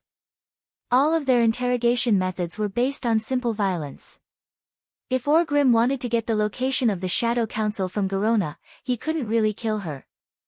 However, not only was Garona incredibly tough, there seemed to be a mysterious power in her body. Once Garona's life force dropped to a certain level, it would wrap around her. Even if Orgrim used Hammer of Destruction, he wouldn't be able to break it. When this mysterious orc's life force and stamina recovered to a certain level, Garona would become a captive once again. This situation was driving Orgrim crazy. He was indeed eager to overthrow the great chief Black Hand to avenge his good friend Durotan. Unfortunately, he couldn't capture the Shadow Council or Ghoul Dan. Even if he defeated the great chief, he would still be treating the symptoms and not the root of the problem. Once the Shadow Council, hiding in the dark like a poisonous snake, made Orgrim's scalp go numb just thinking about the mysterious power of the curse. The only good news was that the humans couldn't hold on much longer. Every day, there would be more than one wave of orc assault teams breaking through the moat. Some even crossed the Barbican and rushed up to the city walls. If it wasn't for the elite emergency forces that the humans had formed to suppress the orcs' attacks with a large number of long-range attacks, the city walls might have already been breached. Orgrim was still conflicted. Stormwind was the first large foreign kingdom they encountered after crossing the portal. Conquering its capital was definitely a great honor. If this honor was accomplished by the current Great Chief Black Hand, then even if Orgrim succeeded in the challenge, most of the orcs in the Horde would still remember the former Great Chief's good deeds. Even if he achieved even more glorious victories in the future, the simple-minded orcs would still think that he stole Black Hand's achievements and continued to follow Black Hand's path of victory. Just thinking about it made him feel like he was suffocating. As the great chieftain of the future generation, Orgrim's greatest strength aside from his insane combat ability was his intellect. He was one of the rare great chieftains among the orcs who had foresight and were so cold that they were almost utilitarian. When he didn't have absolute control over everything, he would choose to be patient. However, on the 25th day of the siege, Orgrim sensed that the humans' combat power had reached a critical point. "You said that there are no more than 100,000 humans in Stormwind City?" Orgrim had a complicated reaction to the scout's report.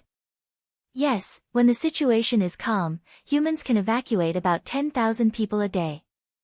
However, there have been a few days of strong winds and heavy rain recently, and the retreat of the humans has almost come to a halt, the scout leader reported. Orgrim felt his heart ache.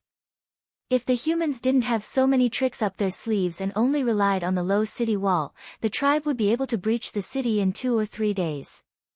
At that time, hundreds of thousands of soldiers and civilians were captured. Not less than 100,000. The tribe wouldn't have to sacrifice more than 20,000 warriors and 70,000 orc laborers during this period of time. Thinking about this, Orgrim felt his heart ache. At the beginning, the humans didn't have any power to fight back, but now they were able to attack and defend, causing the tribe's losses to increase. Even if the simple-minded people in the tribe still thought that the humans were useless, Orgrim knew that if they let too many of them escape, the tribe would have to pay twice the price to wipe them out in the future. He couldn't wait any longer. No matter what price he had to pay, he had to destroy the enemy's rearguard here. If he couldn't truly destroy the humans' combat power, this battle-hardened army would become the tribe's biggest problem in the future. Thinking about this, Orgrim no longer hesitated. He wanted to advise the great chieftain to launch an all-out attack tonight. At the same time, in Stormwind Keep, the few people who held the fate of the Stormwind Kingdom gathered together. Duque said softly, "The Horde's all-out attack will be tonight." Lang suddenly looked up, "Are you sure?" "I purposely let the Horde scouts pass through my defensive line to observe Stormwind Port." Duque's casual words gave people a strong feeling that everything was under Duque's control. Noxus took a deep breath. Indeed, the last 50,000 is the minimum number of troops needed to defend Stormwind City. Bolvar suddenly looked up at Duque, then at Lang. "Your Majesty, I strongly suggest that you leave with the last batch of ships tonight. You are the king of Stormwind, you." "Enough." Bolvar. King Lang suddenly stopped the loyal Bolvar. "Since Duque said that he had the confidence to send us away at the last moment, what else do we have to hesitate about? I can't accept running away like a coward, abandoning my people who trusted me. If you want to ensure that Stormwind has a king, Varian has already been sent to Southshore." These words were already very harsh, almost cutting to the heart. Bolvar had almost risked his life to speak, but his words were undoubtedly a vote of no confidence in Duque, who had been so slow in coming up with the final plan. "My apologies, Duque, Bolvar is just." Lang scolded Bolvar, and immediately turned to apologize to Duque. "No, this is my problem. I should not have used His Majesty as a part of the plan." "No, Duque, you did nothing wrong. You have already explained to me the risks that I will face. At worst, I, the King of Bereavement, will die for my country. No, it should be said that if this plan does not succeed, I would rather die for my country. I do not have the face to beg those fellows for charity like a stray dog." Lang suddenly raised his head, looking straight at Bolvar and the other most loyal subjects. Everyone could see the will to die in Lang's eyes. Wise and great, these had always been Lang's labels. But very few people had thought that Lang would rather die than submit, and would be so unyielding. Perhaps many people would think that losing to the powerful orcs was not such a shameful thing, but they neglected the feelings of a king who was determined to achieve great things, but had to give up his own capital and the 1,000-year foundation of his ancestors. Duque also sighed. In history, because Lang was assassinated, Stormwind City fell, and Lothar was forced to go into exile with the little Prince Varian. Now, history had changed slightly, but the strength of the orcs had not changed. If not for Duque, perhaps Lang would still have died here. Alright, as long as you all listen to me, I can guarantee that even if Stormwind City falls, we will still be able to bite off a piece of meat from those green-skinned monsters.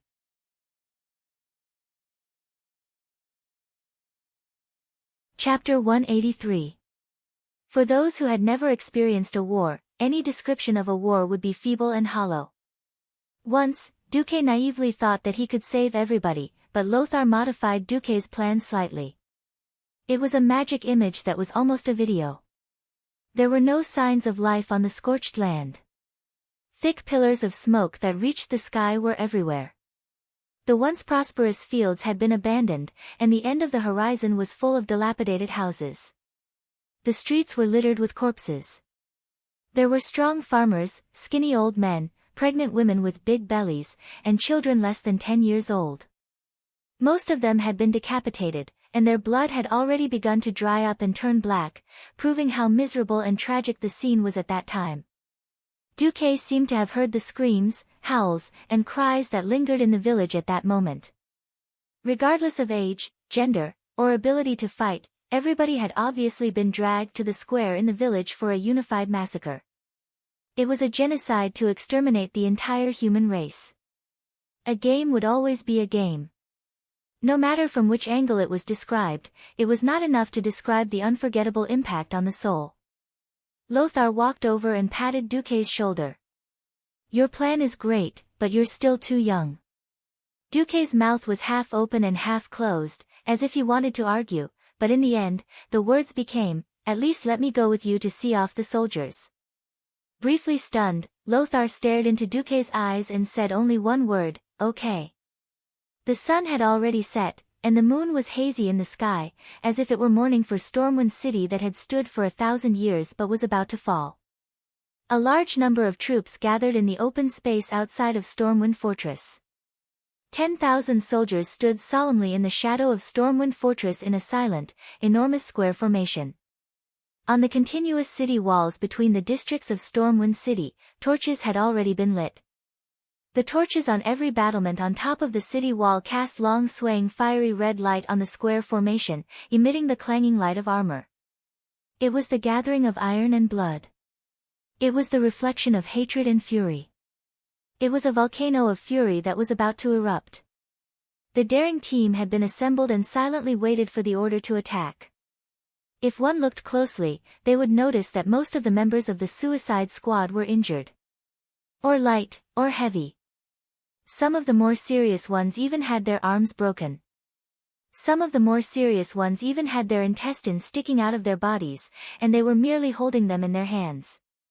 The continuous battles had drained the spiritual power of all the priests in the city. They had used up all their medical supplies 10 days ago. If these people were left alone, with the backward medical standards of this era, most of them would die. But even if he died, he had to die with value. Suddenly, a clear command sounded, His Majesty Rin has arrived. Salute! With a series of clattering sounds, 10,000 people stood at attention at the same time. Their injuries had obviously affected them. Under normal conditions, the elite soldiers under Lothar's guidance would definitely be in sync and orderly, as if they were a single person. Duque, who was following behind Lang, Andoin, and Bolvar, suddenly felt a lump in his throat. Lang, in his golden armor, stood at the entrance of Storm's stronghold. His facial muscles twitched. Anduin Lothar stood beside the king. His loud voice, which was like the roar of a lion, spread throughout the entire army. Warriors of the kingdom. His Majesty Rin has come personally to send you off, warriors. Silence. Nearly 10,000 people once again stood at attention and put their feet together. Walking down the slope, Lang, Duque, and the others slowly walked past the front of the formation. What kind of faces were they? There was no vigor, no vitality. Every face was filled with the paleness of walking towards death. However, every pair of eyes exuded an amazing desire to fight that was as blazing as fire, mixed with a murderous aura of hatred and anger. Every pair of eyes was shining with the will to fight to the death. Yes. Every warrior knew that they were going to die. It was just that before burning their lives, they wanted to give the invaders a fatal blow in the most severe way possible. Duque felt a lump in his throat. Lang looked around at the familiar and unfamiliar faces, and could not help but be moved. He patted the shoulders of every soldier in the first row and walked over. In the end, he still managed to control himself well and walked to the high platform that had been set up beforehand. Lang raised the big bowl filled with wine high, and the soldiers followed suit and raised the big wrists filled with wine. King Lang's clear voice spread in all directions. Azeroth has been invaded, and humans are being slaughtered wantonly like pigs and dogs. But we are very lucky.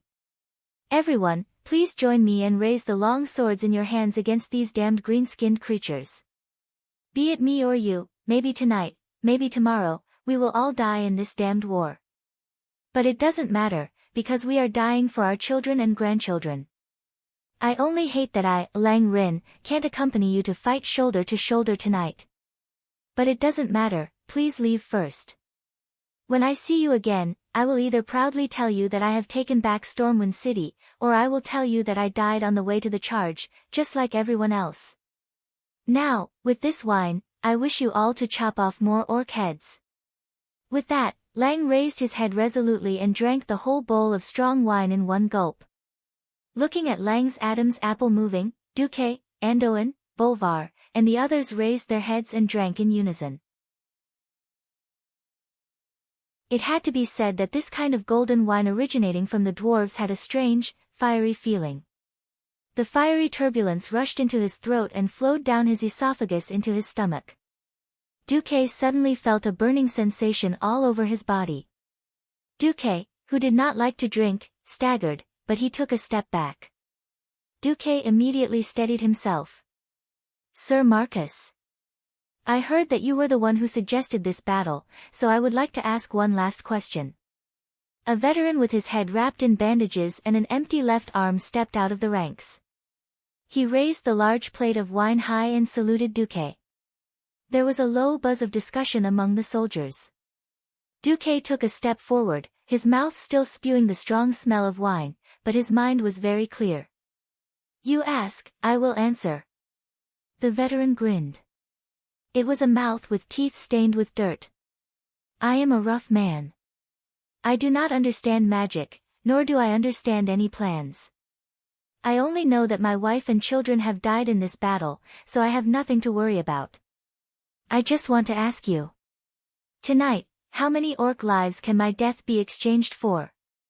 This was not only the voice of the veteran, but also the voice of the 10,000 warriors who were about to die. They were not afraid of death. The key was whether it was worth it. Dooku's body trembled, and he roared, "1 for 10. And I will use the head of the orc chief to lay the foundation for the heroic souls of our brothers." The veteran laughed proudly. "Ha ha ha. I originally thought that killing one would be enough, and killing two would be a profit. I did not expect that I could go to hell while looking at the head of the tribe's chief. Ha ha ha ha. Even if I die, I am willing."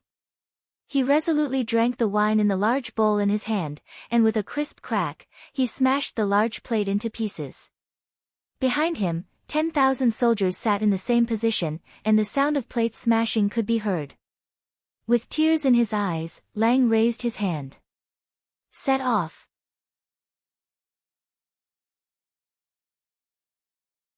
Chapter 184. The soldiers' heroic spirit soared to the sky, and they roared thunderously in a deep voice, "Your Majesty. We will make a move first." "Okay." Cleon raised his sword. The cold light of the sword reflected off Cleon's handsome but no longer young face under the bright light of the fire. At this moment, Duke, who was standing beside Cleon, was affected by the tragic atmosphere. Unbeknownst to him, his tears had already begun to fall. An hour later, the Horde's war drums sounded as if they had agreed.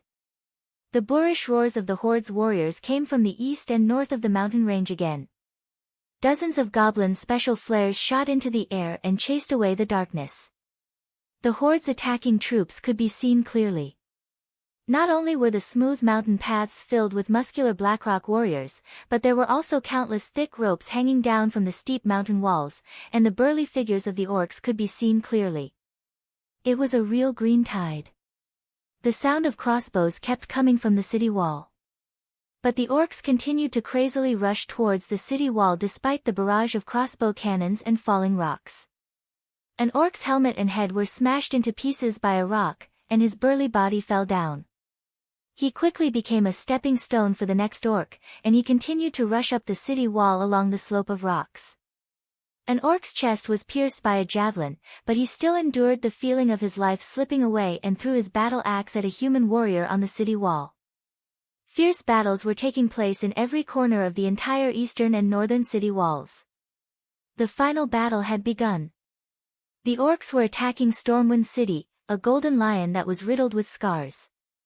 But even though it was weak, even though it was no match for the orcs, this lion still opened its sharp claws and gave the invaders the fiercest revenge. Not far away, Orgrim held his famous hammer of destruction, and stood there in a daze. He saw the humans launch a brave and desperate counterattack against the orcs on the top of the city wall.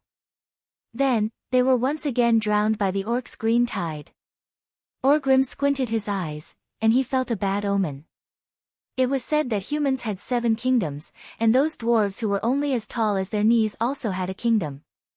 It was also said that there were also some thin and weak elves.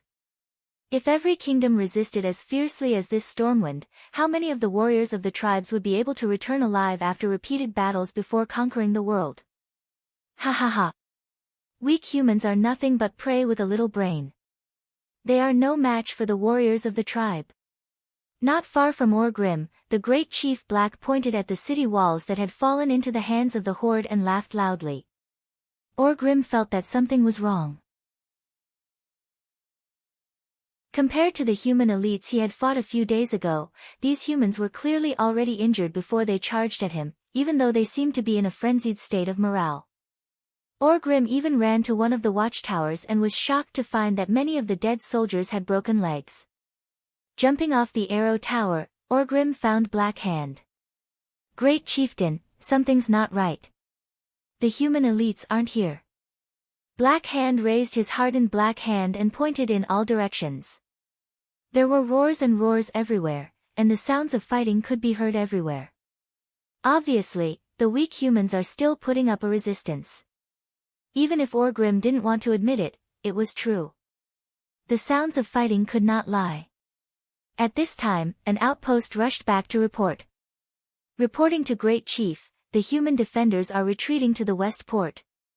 But every block of the human city has walls and moats, and the resistance is very fierce. Ha ha ha. Stupid humans. Black Hand clutched his stomach and laughed. Orgrim saw from the light of the fire that the humans had turned almost every big house in the city into a stronghold. They had built barricades and ditches at every street entrance, forming small camps. Looking at the fierce resistance, it seemed like they were going to fight the horde in the streets. Fighting in the streets?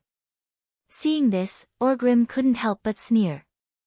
In the past, the Draenei had the help of the Shining Light, Holy Light, and excellent weapons, but the Draenei still couldn't defend Shotrath City.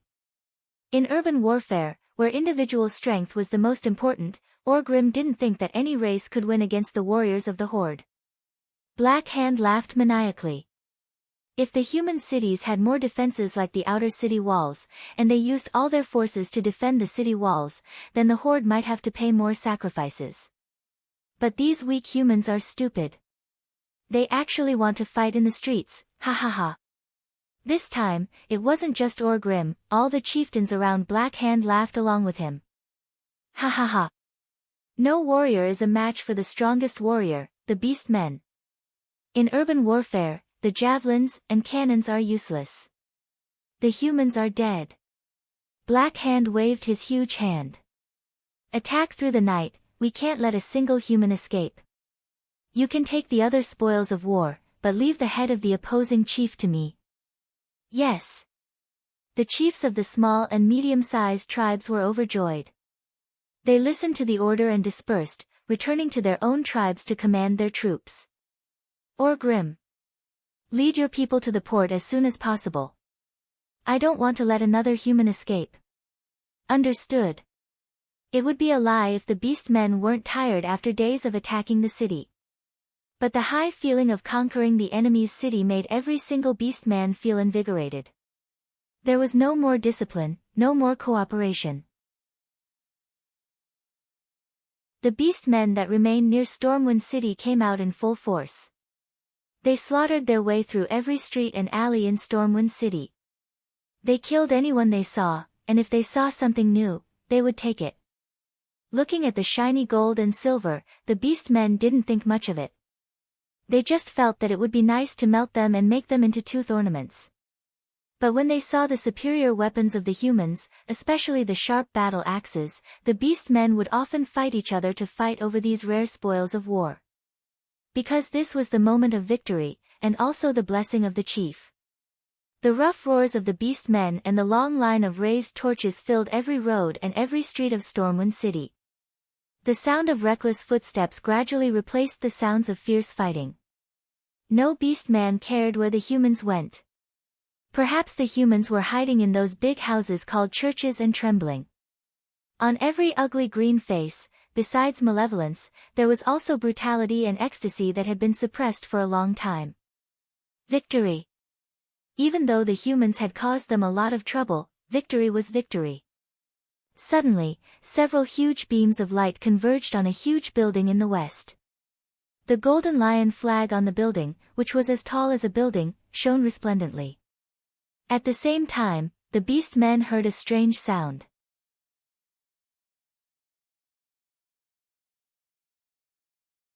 Chapter 185. Woo woo woo, the melodious sound of the horn seemed to come from beyond the heavens, or from ancient times. It was desolate and heroic. It reminded people of the world filled with yellow sand, the days when they had to fight against the most ferocious beasts in extremely harsh environments in exchange for a chance of survival for their tribesmen. It was either kill or be killed. The weak had no right to live, and the strong ruled over everything. This was a primitive sound, and it evoked memories hidden in the hearts of countless orcs. How many years had it been since they last heard this sound? Makara, all orcs knew that when a warrior challenged a chief to replace his position, he would use the most sacred duel ritual, Makara. One-on-one. The winner would get everything. Not many people knew that this, Makara, which was used to resolve conflicts between orcs and decide who the chief would belong to, could also be used against hostile races. Of course, there was a prerequisite. Chief Black Hand of the Horde. On behalf of our king, King Langrin of Stormwind City, who is also the chief in your eyes, I challenge you to, Makara. Do you dare to accept the challenge? Duke's voice echoed in the night sky of Stormwind City.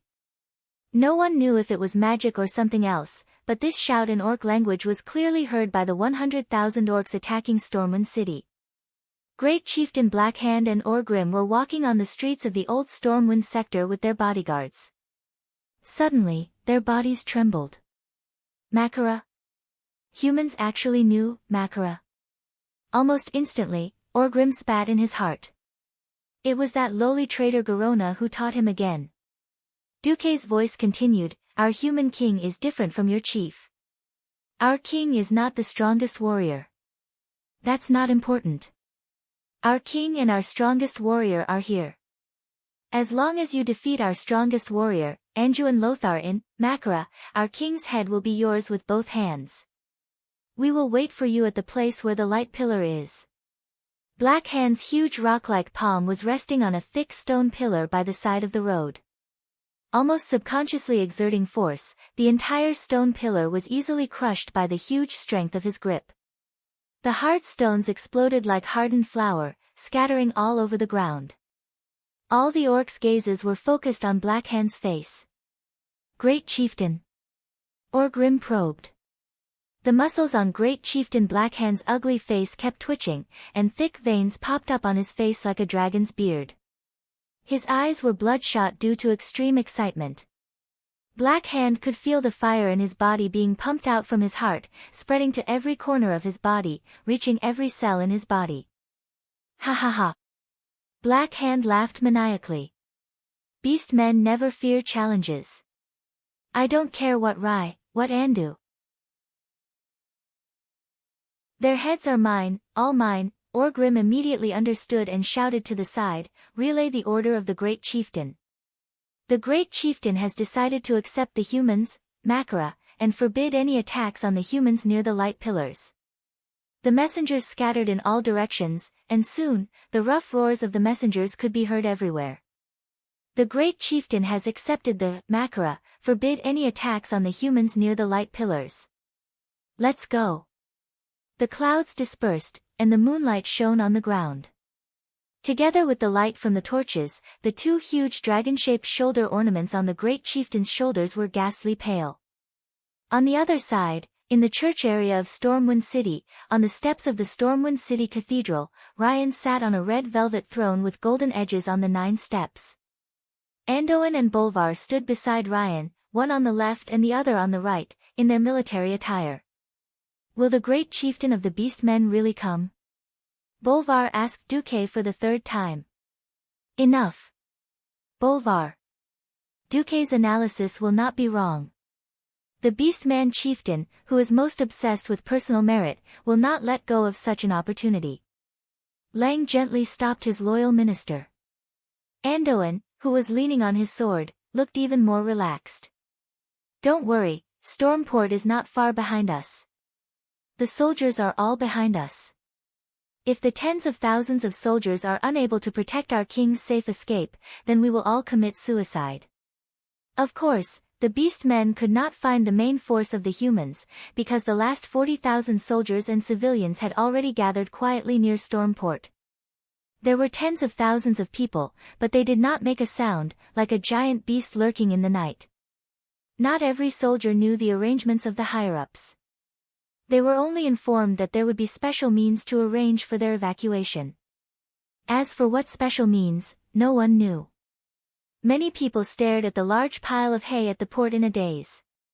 The last ship had left in the afternoon. The soldiers scratched their heads and could not figure out how to evacuate. Fortunately, since they had been ordered to bring up the rear, the soldiers were mentally prepared to fight to the death.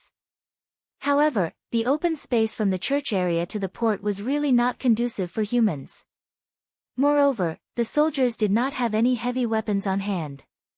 If they fought with the beast men here, it would be a one-sided massacre. The commander of the Griffin Legion, Tom Simois, who had met Duke once before, still did his best to place the shield-wielding heavy infantry and spearmen against the sea, setting up a formation in the direction of Stormwind City. If the beast men rush here, we can at least hold on for a while, General Seamus muttered to himself. When he heard that the plan was proposed by Duque, Seamus did not know why, but he kept thinking of the legendary master of Duque who fought against the beast men at the Red Ridge Mountains. That kind of spirit of 1 against 10,000, of taking the head of the enemy's general amidst thousands of men and horses, still deeply shocked his heart. Woo-woo, a long horn sounded in the east of Storm City. Lang, Andoin, and Bolvar all looked up at Duque at the same time. A faint smile appeared at the corner of Duque's mouth. Chief Blackhand has accepted your challenge. Lothar. A smile also appeared on Lothar's enchanting face. He and Lang looked at each other. Lang nodded heavily. Go. Andoin. My life and the future of Stormwind are in your hands. Lothar bowed deeply, and then turned to Duque. Sigh, sometimes I really admire you. You have mastered the Orc language and their customs in such a short time. I have learned from Ga, that assassin for so long, but I only know a few words in the Orc language. Duque smiled mischievously. I found a large number of Orc books in Karazhan. I have read a lot, I will not lie to you. There were no books about Orcs in Karazhan at all. Duque was completely lying. Lothar did not know. All right, I will rely on you for the translation later.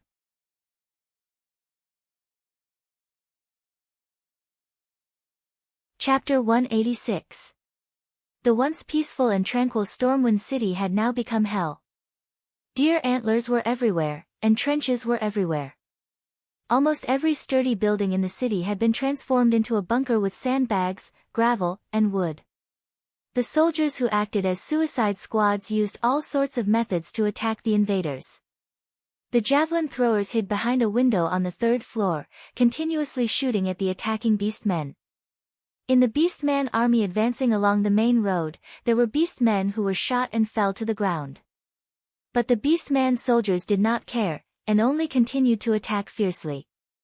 Whether it was the human barricades or the bunkers that had been transformed from mansions, the various beastman clans fought to launch wave after wave of attacks. The green tide flooded one position after another. First was the capital of the Draenei, Shotrath City, then the human Stormwind City. Which city would it be next? The beastman soldiers did not think too much about it. The sense of pride and glory from conquering the enemy's capital had long made the beastmen lose their minds. Most of Stormwind City had already fallen into the flames of war, but the human positions were layered like a woman's dress. Every time they tore apart a position, they would see the next one. They did not even have time to plant the clan's flag. A human position that was responsible for providing cover would definitely throw a rain of javelins. That kind of mutual cover, like an endless line of fortifications, gave the attacking beastman commanders a headache. The bloodletting of the tribes was unknowingly expanding. Just as the battles in every area were extremely fierce, a huge and silent army came straight to the Stormwind City Church District.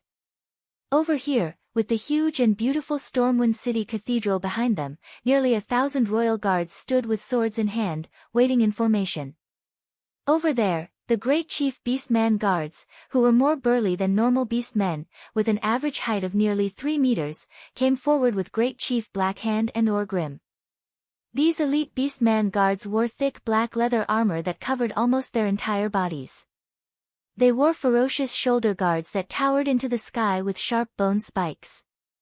On their heads were full iron-horned helmets that were meticulously made by the best beastman laborers. In one hand, they carried a huge battle axe that they had collected from the humans. In the eyes of these humans, the huge battle axe that required 2 hands to lift was just a one-handed axe in the hands of the elite beastman guards. Lang narrowed his eyes. The green crowd parted to the left and right like a tidal wave. Great Chief Blackhand, who was over 3.5 meters tall, walked forward with Orgrim, who was holding the Hammer of Destruction. Stepping on the green bricks of the church district, the bricks under the great chief's feet groaned under his heavy weight with every step he took. Blackhand stopped 30 meters away from the stairs. Its eyes that were larger than a bull's eyes scanned the humans from left to right. His gaze easily locked onto King Lang, who was wearing a golden helmet and golden armor and was extremely flashy. "I am the great chief of the tribe, Blackhand. Are you the great chief of the human storm clan?" Blackhand's booming voice shook everyone's eardrums. Naturally, Blackhand spoke in the orc language. Lang, Lothar, and the others all tilted their heads to look at the translator, Duque. "This guy is the orc chieftain Blackhand. He's asking about your identity, your majesty," Duque replied politely. "Tell him," Lang said. Duque bowed slightly and turned to Blackhand. With his left palm facing up, he made an introduction gesture and said in the orc language, "Blackhand. In front of you is the honorable king of Stormwind, Lang Rin. He is a distant descendant of Thoradin the Great, the only human empire from 1,000 years ago. He is now the leader of the alliance of the 7 human kingdoms." Duque's translator had gone off topic on purpose. No one in the tribe knew the human language, and no one in Stormwind City knew the orc language. It was just a matter of a few words from Duque. Duque's tone was no different from the introduction of the ceremonial officer. No one realized that Duque was about to do something bad. Duque then pointed at Lothar. "And this is the direct descendant of Thoradin the Great, the strongest human warrior, Sir Anduin Lothar." Seeing Duque introduce himself, Lothar stood at attention, unsheathed his sword, and held it vertically in front of his chest. Blackhand was a simple-minded guy. He blinked, pointed at Lang, and replied in a booming voice, "You mean, Lang is not only the chieftain of this clan, but also the chieftain of the 7 clans?" Duque quickly repeated Blackhand's words. "Reply to him. Use a more dignified tone," Lang said softly.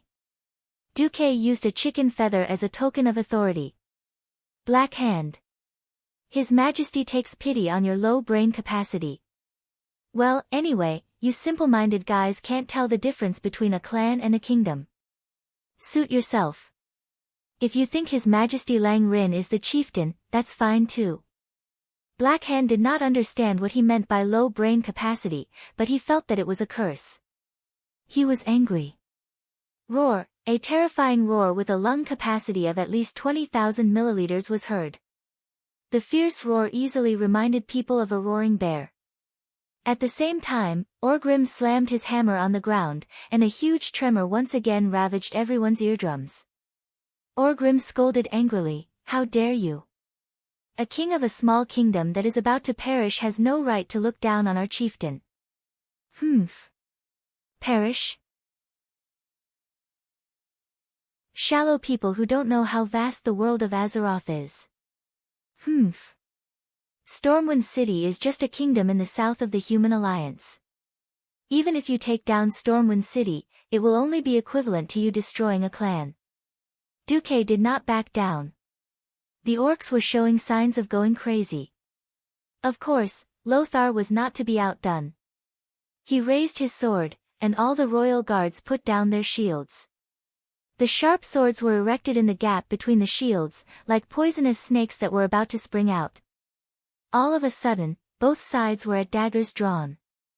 Blackhand's huge black arm that was petrified blocked in front of Orgrim.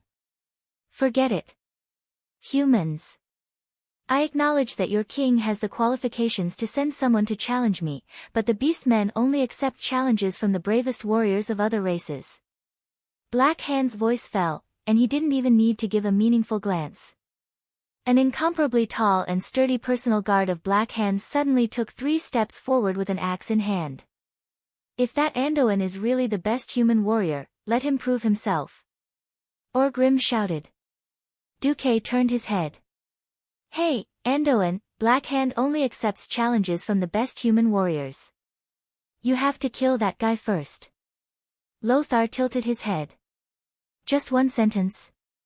Duke retorted, could it be that Blackhand despises us, saying that Storm Kingdom is just a small kingdom, and we have to translate every sentence? Lang laughed. Anduin, don't be so sensitive. Our chief court mage will know what to do.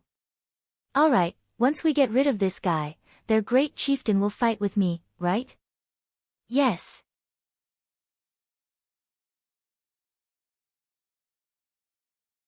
Chapter 187. Lothar leisurely walked down the stairs. His metal boots stepped on the marble stairs, making a clanking sound. It doesn't feel good to be looked down upon. Did I not kill enough orcs on the battlefield? Lothar mocked himself as he walked. Later, you can hold Blackhand's head and look down on the orcs. Duque was the one who orchestrated all of this. He let Blackhand fight Lothar, who shouldn't be fighting now, but Duque was full of confidence. In the original history, Blackhand died a rather useless death. After Orgrim used torture to get the location of the Shadow Council, Orgrim decisively challenged Makara, under the witness of thousands of orcs. In that duel, Blackhand had the absolute upper hand. The huge rock hand completely ignored Orgrim's hammer and easily beat Orgrim up. However, the cunning Orgrim suddenly made his move. During the duel, he suddenly looked behind Blackhand in shock as if he saw Ghoul Dan. His mouth also seemed to say Ghoul Dan. Blackhand, who was all brawn and no brains, actually believed it.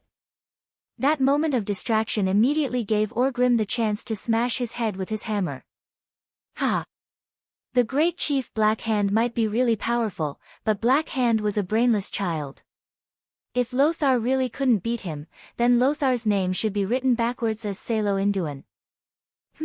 It had nothing to do with the honest, righteous, and heroic young man Duque. The orc guard charged. Once that huge body charged, it was no different from a charging rhinoceros. That kind of terrifying pressure would make a timid person pee in their pants. Close. Close. Even closer. The huge double-edged battle axe suddenly chopped down. Under the moonlight, it created a cold arc. It was a terrifying force that could split a grown man, along with his shield, into 2 halves from head to toe. However, Lothar used a Marseille spin. Forgive Duque for using a football term to describe Lothar. However, after seeing through the enemy's simple and brutal attack route, Lothar instantly made a gorgeous turn. This action reminded Duque of Zidane, it was equally dashing and full of artistic beauty. Noxus turned around with his left leg as a fulcrum and easily dodged the thunderous axe strike. He then held his sword in a reverse grip and gently pushed it forward as if he was playing with a sword. The sharp king's sword pierced through the gap between the orc guard's helmet and armor as he turned slightly to the right. Blood splattered everywhere. The blade of the sword pierced through the orc guard's jaw without any resistance and went straight through his brain. Until the moment of his death, the orc's eyes were still filled with confusion and shock. Lothar's long hair, which was fluttering due to the rapid rotation, lay meekly on his shoulder under the effect of gravity. He easily killed the enemy, and his hair was not messed up. Handsome. So cool. Furthermore, it was an instant kill. He gently pulled out his sword and let the dead orc's huge body fall with a loud bang. Blood spurted out from behind him. Noxus swung his sword and the dirty blood beads fell on the floor tiles. Lothar walked slowly toward Black Hand. One step, another, and another. With every step he took, his unparalleled domineering aura became stronger. SSSSS. The orcs gasped in unison. They had the same thought, this guy is indeed worthy of being the best human warrior. Ha ha ha. The chief Black Hand let out a burst of hearty laughter. He was not the slightest bit angry because of the death of his guard. Instead, Lothar's gorgeous steps attracted his attention. Pushing aside the guards in front of him, Black Hand strode forward proudly. Ha ha ha ha. Not bad. You're not bad. Indeed, you're qualified to challenge me. Duque's translator said, Andoin, this arrogant guy has agreed to fight you. Lothar stood 10 meters away from Black Hand and smiled. Duque, tell this guy to smile more while he can. I don't want him to still have that ugly smile on his face when I cut off his head. Duque translated. Black Hand didn't care at all. Mocking each other before the battle started was definitely a part of the duel. Tell this human warrior that as long as it's a warrior's head, I will preserve it well. Before Duque could translate, Lothar had already cursed, you can deal with the harsh words yourself.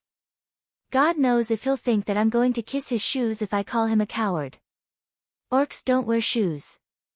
Duque shrugged. Lothar rolled his eyes at Duque. Duque said helplessly, all right. Black Hand. We humans are much more civilized than you. Lothar said that he'll cut off your head and seal it in ice to ensure that it's fresh and intact. If any humans knew that Duque had translated it like that, they would definitely complain, how civilized can that be? However, the orcs did not care. Perhaps it was the strong enemy killed by Makara that had the value of preserving the enemy's head. At this time, Orgrim held the Blackrock clan's flag with one hand and strode forward, handing it to Black Hand. The great chief seemed to casually throw the flag on the ground. He looked straight at Lothar, then at Duque. Duque understood. Your Majesty, the orcs throwing the flag means that they're sacrificing the glory of the entire clan. For the duel to stand, we have to do the same. Lang nodded. A flag-bearer behind him walked down the stairs with his chest puffed out. He handed the golden lion flag with a blue background and golden edges to Lothar, who had sheathed his sword. Lothar took the flag and threw it out as well. It happened to be on top of the Blackrock clan's flag. Of course, the orcs did not realize Lothar's intentions. Makara. Orgrim raised his arms and shouted. His voice was like thunder. Orgrim's roar was followed by hundreds of thousands of orcs. In an instant, thousands of orcs shouted in unison, Makara, Hugh, Hugh, Hugh, Hugh. Every orc raised and put down their weapons, making a primal and heroic sound. Of course, Stormwind would not back down. King Lang stood up resolutely. He held his shield in his left hand and slammed the king's sword on the shield. Bang, bang, bang, bang, thousands of royal guards did the same action. Cold light flashed. Every lion emblem on the shield looked like a ferocious lion roaring. The warriors of Stormwind used this method to create an aura that was not any weaker than the hordes. In the air, it was as if thousands of swords and axes were clashing fiercely. Invisible sword shadows filled every corner of the night sky. Come, Lothar drew his sword again. Under the strong night wind, his hair fluttered in the wind. From afar, Lothar's hair looked like a lion's mane. Ha! The great tribal chief strode toward Lothar with heavy steps that shook the heavens and earth.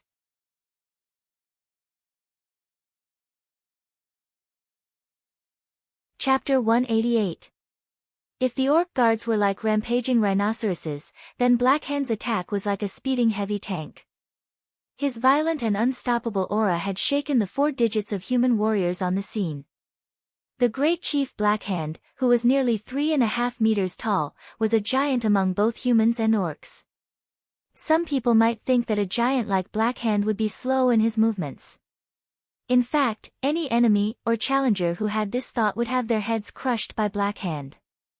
High strength meant slow speed, and high speed meant low strength.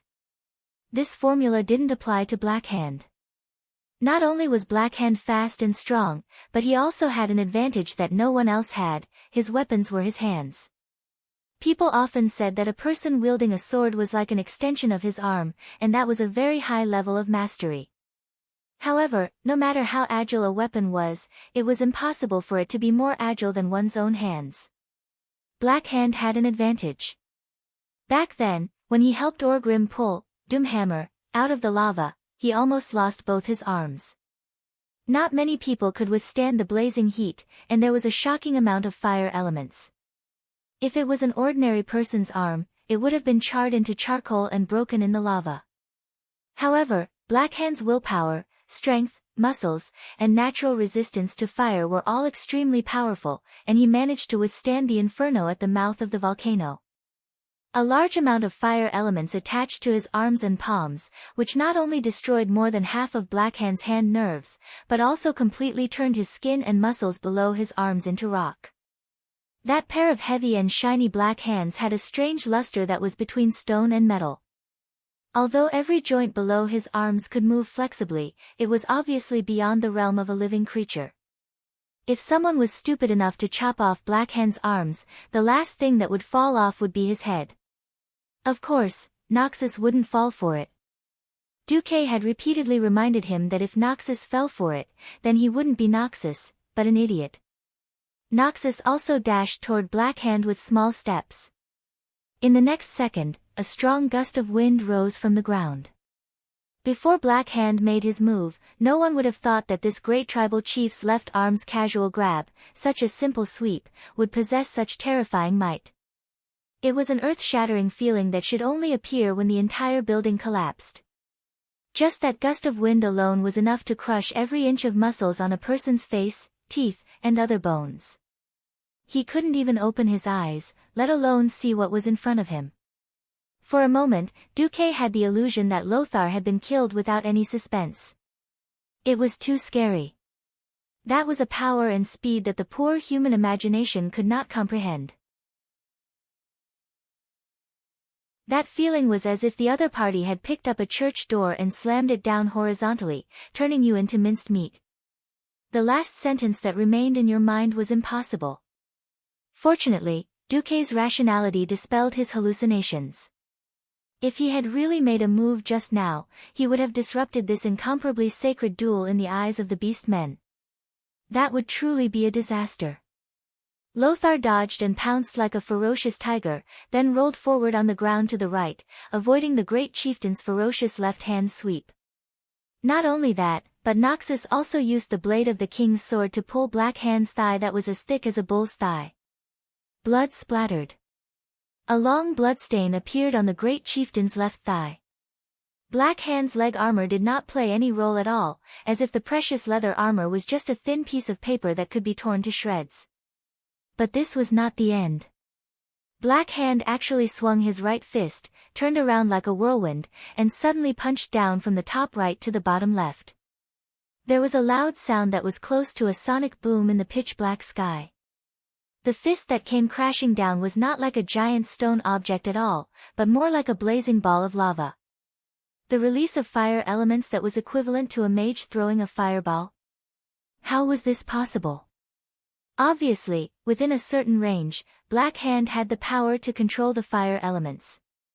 His domination level was quite high, even higher than the sky mage Duque.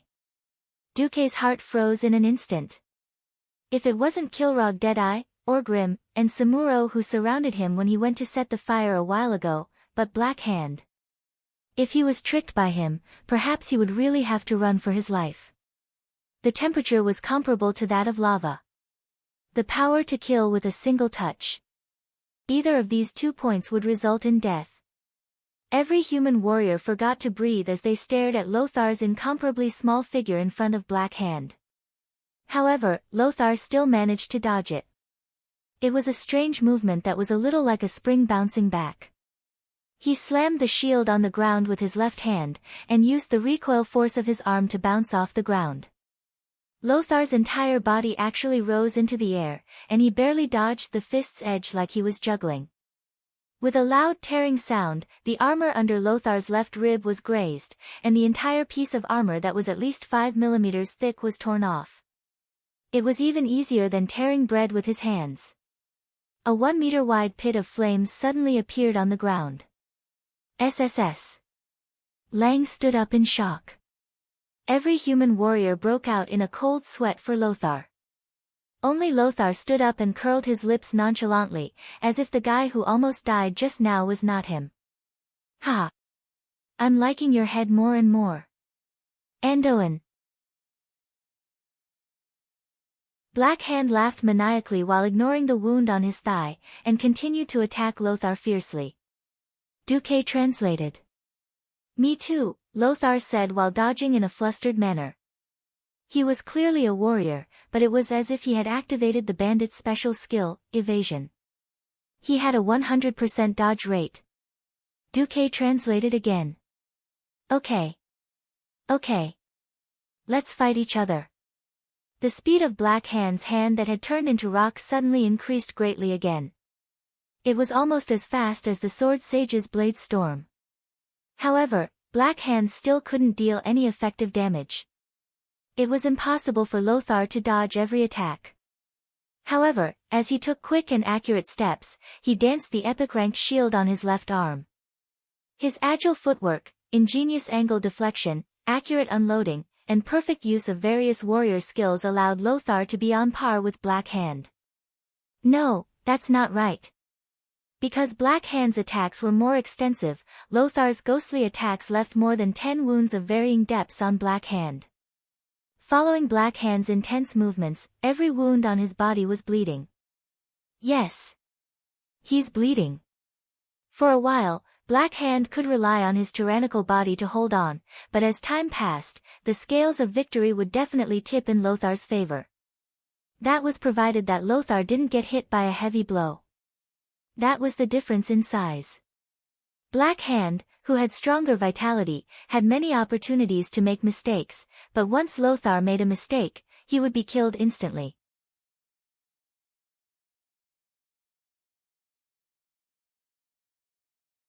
Chapter 189. The boorish roars of the orcs and the uniform sound of the humans hitting their shields echoed throughout Stormwind City. Everyone worshipped heroes. Even in a large-scale battle where individual strength was becoming weaker and weaker, this bloody and heroic battle still stimulated the adrenal glands of every spectator, causing them to secrete a substance called fanaticism. Only the true masters could see that the scales of victory were still slowly tilting towards the humans. Orgrim was anxious. The great chief, Black Hand, must die, but not by the hands of a human. In a one-on-one duel to the death, how could the valiant orc chief die in the hands of a weak human? That would be a humiliation for all orcs in the tribe.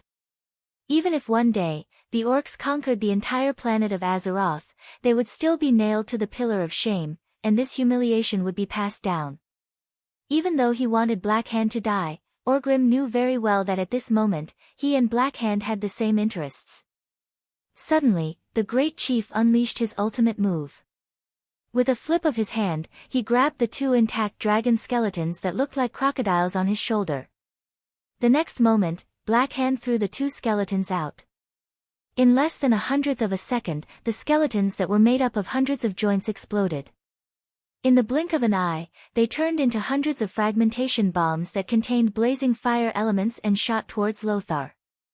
Lothar originally had the chance to dodge, but at this moment, Orgrim cheated. Good. It sounded like Orgrim's adjutant was cheering for his boss. Why did he have to use the lion's roar to intimidate others? No. This was a warrior's, fear-breaking roar. The earth-shattering roar was at least 150 decibels, and it clearly affected Lothar. Lothar's entire body trembled, and in that moment, Lothar lost the chance to dodge. It couldn't be helped at all. Even an experienced veteran like Noxus couldn't come up with a good remedy in a situation where he had lost the initiative. Lothar gave up on dodging, knelt down on one knee, and took the hit with his shield. Tut, tut, tut, tut. The barrage of attacks that were comparable to machine gun fire almost completely blew up Lothar's shield. After a round of skeletons of fire swept past, Lothar's shield became tattered, and light could be seen in several places. Fortunately, Lothar himself was not injured. The consequences were severe. Noxus had completely lost the skill, block. What are you doing? Lang, Bolvar, and a few other high-ranking generals let out similar angry shouts. After Duque translated, Orgrim sneered, I did not interfere. If a true warrior can't even withstand the cheers of the enemy, then he might as well die. His words almost drove Lang and the others crazy. At this time, Duque suddenly showed the same sneer. You mean to say that using words and sound to affect the enemies in the arena is not considered cheating? Orgrim did not speak, which was undoubtedly a tacit agreement. On the other side, Lothar was in a desperate situation. In terms of absolute strength and speed, Black Hand was superior to Noxus. Having lost his shield and unable to dodge, Lothar could only use his longsword to parry Black Hand's attack. For Black Hand's hands that were comparable to heavy hammers, a longsword like a light weapon was at a disadvantage. Unless it was psychic, a longsword could never be more agile than one's own hands. In the last incident where Medivh was killed, the king's sword had used up a lot of power. Lothar calculated and could not use the power of the sword to chop off Black Hand's claws. Lothar's face was cold. Lang, Bolvar, and the others trembled all over. Lang almost wanted to shed all pretense of cordiality and let his subordinates do it. But in the end, they still focused their attention on Duque. Watch me throw the cup as a signal. That was what Duque said. Once again, Black Hand forced Lothar into a corner. It was a corner of the square, with towering marble walls on both sides. There was no way to dodge at all. Anduin Lothar, I will remember your name. But, go to hell, the great chief let out a roar of victory. At this second, the cheers of the orcs reached their peak. The blazing cheers almost overturned the clouds in the sky. They shouted the greatness of the great chief and praised Black Hand's bravery. As long as the number one human warrior was killed, the human great chief's head would be at their fingertips. This symbolized that the invincible orcs had once again conquered the weak foreign races. Supreme glory. The best, Makara. In the next moment, the great chief's hands would shoot out like lightning with blazing heat and the whistle of death. That would be the death of Lothar. Makara's failure. The entire Stormwind and the possible future failure of the Alliance. Without Lothar, there would be no such thing as a descendant of great Emperor Saladin, and it was still a question whether the Seven Kingdoms would still be united. At this moment, even Lothar's handsome face lost all color. Every human watching the battle clenched their fists. At this critical moment, Duque's light words entered the ears of the great chief. If I tell you that the Shadow Council sent someone to kill Orgrim's good friend, Durotan, and that Orgrim is plotting to overthrow you, the great chieftain, and that as long as you find out the location of the Shadow Council from Garona, who he captured, he'll kill you and wipe out the Shadow Council that killed his good friend. What would you think? Great chief. At this critical moment, Duque would not have said such a long sentence. But Duque finished his sentence in an instant. This was a technique that Pharaoh specialized in, repetition of incantations. Extract all the important syllables from a long sentence and compress them into one, making a long incantation into a short paragraph. Of course, the sound produced was equivalent to pressing dozens of keys on a piano at the same time. With human hearing, it was impossible to distinguish this noise. And most, repetition of incantations, only reduced a 3-second incantation to 1 second. This was already very impressive. Duque had the system elf. This greatest king system could make the impossible possible. A long paragraph was forcibly compressed into a single note. However, as the receiver, Great Chief Blackhand heard every word clearly. As Ghoul, Dan's hardcore, as a puppet among puppets, he was a model example of someone who would help others pay for using him. The great chief was furious and suddenly turned his head to look at Ogrim. Ogrim. Lothar did not know why Blackhand was in a daze, but it did not stop Lothar from sliding between Blackhand's legs and slashing at the forked part of Blackhand's thigh. There was a kind of pain in the world called pain in the balls, also known as the most painful pain for men. Blackhand could not control his body at all and bent over in pain. In the next second, seeing that there was no time to lose, Lothar beautifully pierced through Blackhand's chest from behind. The dignified king's sword was once again used as a backstab, the sharp blade piercing through Blackhand's chest. But Blackhand did not care. He pointed at Ogrim and let out the last roar of his life, "You traitor."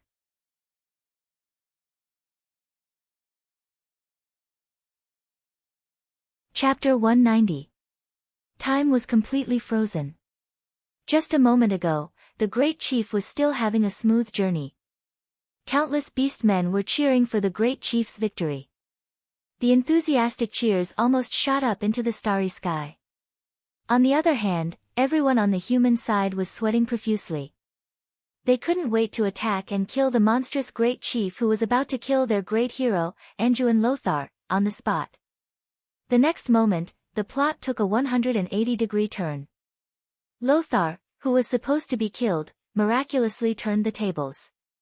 First, he taught Blackhand a lesson with a sword that hurt to see, then followed up with a beautiful backstab. Everyone could see that the great chief was about to die. In this duel, Lothar had the last laugh. A few seconds later, the beastmen who seemed to have been choked by the neck suddenly became even more restless. No, this was no longer a restless, this was a complete riot. At first, none of the beastmen could accept the great chief's death. Why did the great and invincible great chieftain die at the hands of a weak human? Even if this human looked very agile, courageous, and heroic. Because of their blind worship of the great chief, none of the beastmen could accept it. However, the great chief's roar before his death gave all the beastmen a reason. The two sentences added up to, "Orgrim, you traitor." Traitor? Why would Orgrim, who was so loyal to the great chief, become a traitor? Did Orgrim do something to the great chief? The beastmen's simple thinking circuits could not wrap their heads around it. But that was not important. Duque played the role of a facilitator. In the houses on both sides of the beastmen's gathering, someone suddenly shouted in beastman language, "We are the shadow destroyers." At least a third of the beastmen present were stunned for a full second. When they came back to their senses, they immediately swung their axes and machetes at the Blackrock warriors beside them, especially Blackhand's personal guards. At the same time, a huge flaming cup appeared in Duque's hand. Duque threw the huge cup at the place where Blackhand's personal guards were the most concentrated. Immediately, a series of tragic cries rang out. King Lang and Bolivar were the most embarrassed. In any case, their expressions could be translated as, "Damn it, is this really a sign to throw a cup?" Nothing else mattered. What mattered was that Duque had sent a signal. In the surrounding rooms, nearly 100 people shouted in the orc language, "Avenge Durotan." Along with this shout, dozens of Frostwolf clan flags were raised in the houses next to them.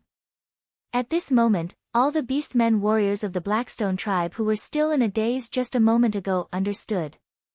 Why did the great chief lose? This must be Orgrim's doing. Everyone knew that Orgrim and the Frostwolf tribe's chieftain Durotan were sworn brothers who had gone through fire and water together. However, after passing through the door of darkness and arriving in this world, Durotan was exiled by his entire tribe because he opposed Gul-Dan. From the looks of it, Durotan should be dead. This would explain why Orgrim would betray the great chief. It was because Orgrim wanted to take revenge for his best friend. Therefore, the warriors of the Blackrock clan were enraged. "Orgrim, you traitor! Have you forgotten the great chief's kindness? Orgrim! Have you forgotten that the great chief sacrificed his own hands to help you fish up, Doomhammer? Orgrim, you are not worthy of being a great beast man.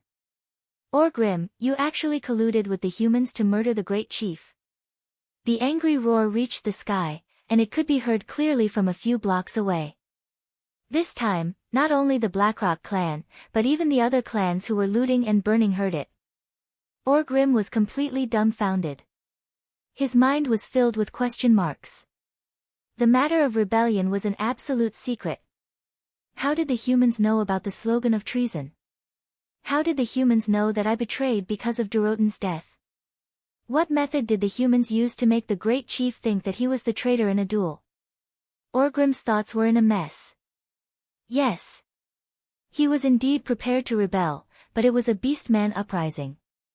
As long as he killed the Black Hand in the sacred Makara, no matter how dissatisfied the other clans were, Orgrim would still be a legal rebel. As long as he became the great chief, he could reasonably accuse Dan of using demonic methods to poison the beastmen and wipe out the Shadow Council. The secret code of, "We are the Shadow Destroyers" was only used after he became the great chief to suppress any Blackrock clan beastmen who disobeyed his orders. However, everything was a mess now.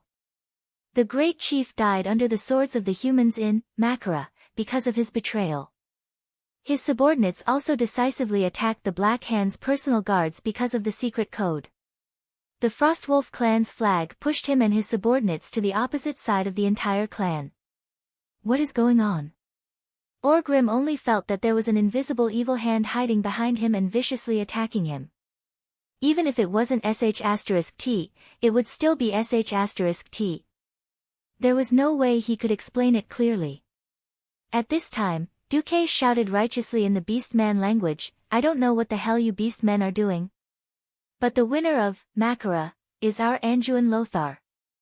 It would have been better if Duque did not shout, but once he did, Orgrim actually felt a telepathic connection. This was an intuition that surpassed his rationality. Orgrim instinctively felt that this powerful and sinister young human mage, Duque, was the culprit of everything. Duque stopped him from attacking Storm Fortress. Duque burned down half of the elven forest, forcing the horde to split up their forces. It was this Duke again, the mastermind behind this strange Makara, from the beginning to the end.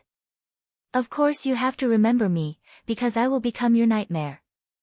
Duque's words echoed in Orgrim's ears. Looking at the mysterious smile on Duque's face, Orgrim was certain that everything was King Duque's doing. Duke Marcus, Orgrim finally remembered Duque's name. As an old enemy. Using hatred as a mark. But, so what?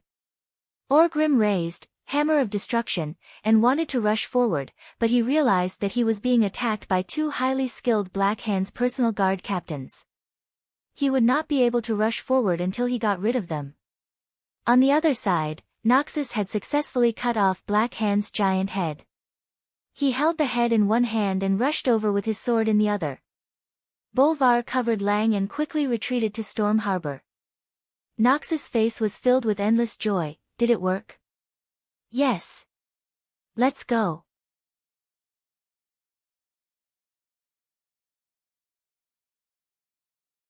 Chapter 191. Everyone at the scene knew the weight of the great chief's head in Lothar's hands. If King Lang had been defeated in the capital and fled to Southshore, no matter how many soldiers he had saved and how many people he had protected, Lang would still be a useless king in the eyes of the other 6 kings. This humiliation would follow Lang for the rest of his life, and it would even affect the young William. In that history, even if Lang had been assassinated, he was still the king who defended the country and the hero in the hearts of the people. Even if Lothar and William were despised everywhere, no one would blame Lang for his death. In this life, Lang had survived thanks to Duque's efforts. Since Duque had protected Lang from Garona's assassination, he would not let Lang die in battle for the sake of his reputation in Stormwind City. After Lang died, Stormwind lost its backbone. Now, the situation was completely different. The Great Chief's head and the tribal Great Chief's battle flag that Lothar had asked the guards to pick up were enough to prove that Lang had been defeated with honor. The battle flag, which was decorated with the teeth of large beasts, was obviously different. Even if they had lost the capital, every Stormwind citizen could still go out and say to anyone, "Our great hero, Lothar, chopped off the tribal great chief's head." However, everything was orchestrated by Duque. Without Duque's orc connection, no one would have thought of using such a method to lure the great chief out. Even the most picky person could only give Duque a thumbs up. Lothar was indeed a hero, as he was able to kill the great chief, Black Hand, despite the huge disparity in strength and speed. Everyone knew that Duque was the real hero. "Give me the head." Duque waved his hand. Lothar tossed Black Hand's head to Duque as he ran. Chilling cold. Duque waved his hand, and an extremely cold aura instantly enveloped the head of the great tribal chief, who was spinning in midair. In the next moment, Magician's hand caught Black Hand's head, which was frozen in a transparent block of ice. The heavy work of moving the enemy leader's head was naturally done by the guards. "Take the head and the flag and leave first. I'll bring the first squad to cover our retreat." Lothar did not let down his guard. He put on a shield and led the troops to retreat cautiously. In fact, Noxus was worrying too much. The orcs were already fighting amongst themselves, and didn't have the time to pay attention to the retreating humans. At the dock, General Tom Seamus was burning with anxiety. When he saw Lang's war flag and the royal guards at the city gate of Storm Harbor, he hurriedly led his troops to meet them. "Your Majesty, your safety is more important than anything else." General Seamus was so emotional that he was about to cry. "You've worked hard, my dear subject. Now, only the last 2 steps are left." Lang stared at the squad of guards who were carrying the great tribal chief's head and the tribe's war flag, with obvious excitement in his eyes. Killing the commander and capturing the flag. If it weren't for Duque, he probably would have died here, wouldn't he? Infinite gratitude for Duque surged in Lang's chest. Thinking of the nobles who fled with their family properties at the time of disaster, Duque's name had already become sacred in Lang's heart. On the other side, when the troops led by Lothar were almost out of the church square, Duque finally launched a backup plan. Ambrose Liza Magarov's. It was a long incantation. As Duque's incantation sounded, Lothar clearly sensed that something was changing in the air. Countless mysterious magic runes appeared under Duque's feet like ripples, spreading in all directions. Seeing that Duque had stopped chanting, and the magic waves around him had also calmed down, Lothar still couldn't help but ask, "What did you do? If you wanted to burn down Storm City, would you need such an exaggerated magic array?" Duque smiled mysteriously, "You will know soon." At the same time, the Blackstone clan orcs who were fighting each other felt a wave of fear in their hearts. It was purely an animal's instinct, just like how even a mouse would run away in the face of a disaster. At this moment, every orc in all the streets of Storm City, no matter what they were doing, forcibly stopped what they were doing. The ground under their feet made them tremble in fear. In the largest church in Storm City, accompanied by the ringing of the bell, every evening prayer hall would echo with the uniform sound of the priest's evening prayers night after night. Following the attack on Storm City, the bell for evening prayers had not been rung for a long time. Every priest was using holy healing spells to heal the injured, using their kind voices to comfort every frightened soul. However, at this moment, the church bell that had not been rung in the night for a long time rang, 3 short. 3 long. Another 3 short. This was the signal that they had agreed on. The members of the Daredevils who had long given up hope of escaping and knew that they were going to die quickly moved. They might have crawled out of an abandoned attic, an inconspicuous closet, or a secret basement, dragging their broken bodies with all their might. They used flint stones to light torches and threw them on the things that had been prepared beforehand. Some of them were piles of firewood that had already been doused with oil, some were piles of whale fat that had been piled up in the corner, and some were storerooms filled with dry straw. More importantly, in the hot summer, the brick and wood houses and the large amount of flammables that had been prepared beforehand made it very easy to start a fire. Storage banks, exchanges, residences, shops, mansions of the nobles, various government offices, hotels, and all the important and unimportant facilities. More than 1,000 fires were lit up. In the beginning, the orcs who had already dispersed did not care about the fire. Burning, killing, and looting were absolutely common for any big city that had fallen. A few years ago, when the orcs had taken over Shotrath city, they had done the same thing to the Draenei city. And the orcs were not interested in human houses at all. They preferred their own tents. The orcs did not even think of running out to take a look, let alone putting out the fire. But soon, they found that they were wrong. The fire was out of control. A fear that they had experienced not long ago surged in their hearts again. They suddenly remembered the scene of Duque burning down most of the tribe's main camp by himself. That blazing fire, which could be called the flames of hell, caused the deaths of over 10,000 orcs. They began to run out, trying to use all kinds of methods to put out the fire, but it was too late. The fire had already spread unscrupulously everywhere. One block after another was easily swallowed by the raging fire. In the narrow streets, they could not find a place to hide from the fire. They could only run to the wide square or jump into the moat that covered the whole of Storm City. They watched in shock as pillars of fire shot into the sky one after another.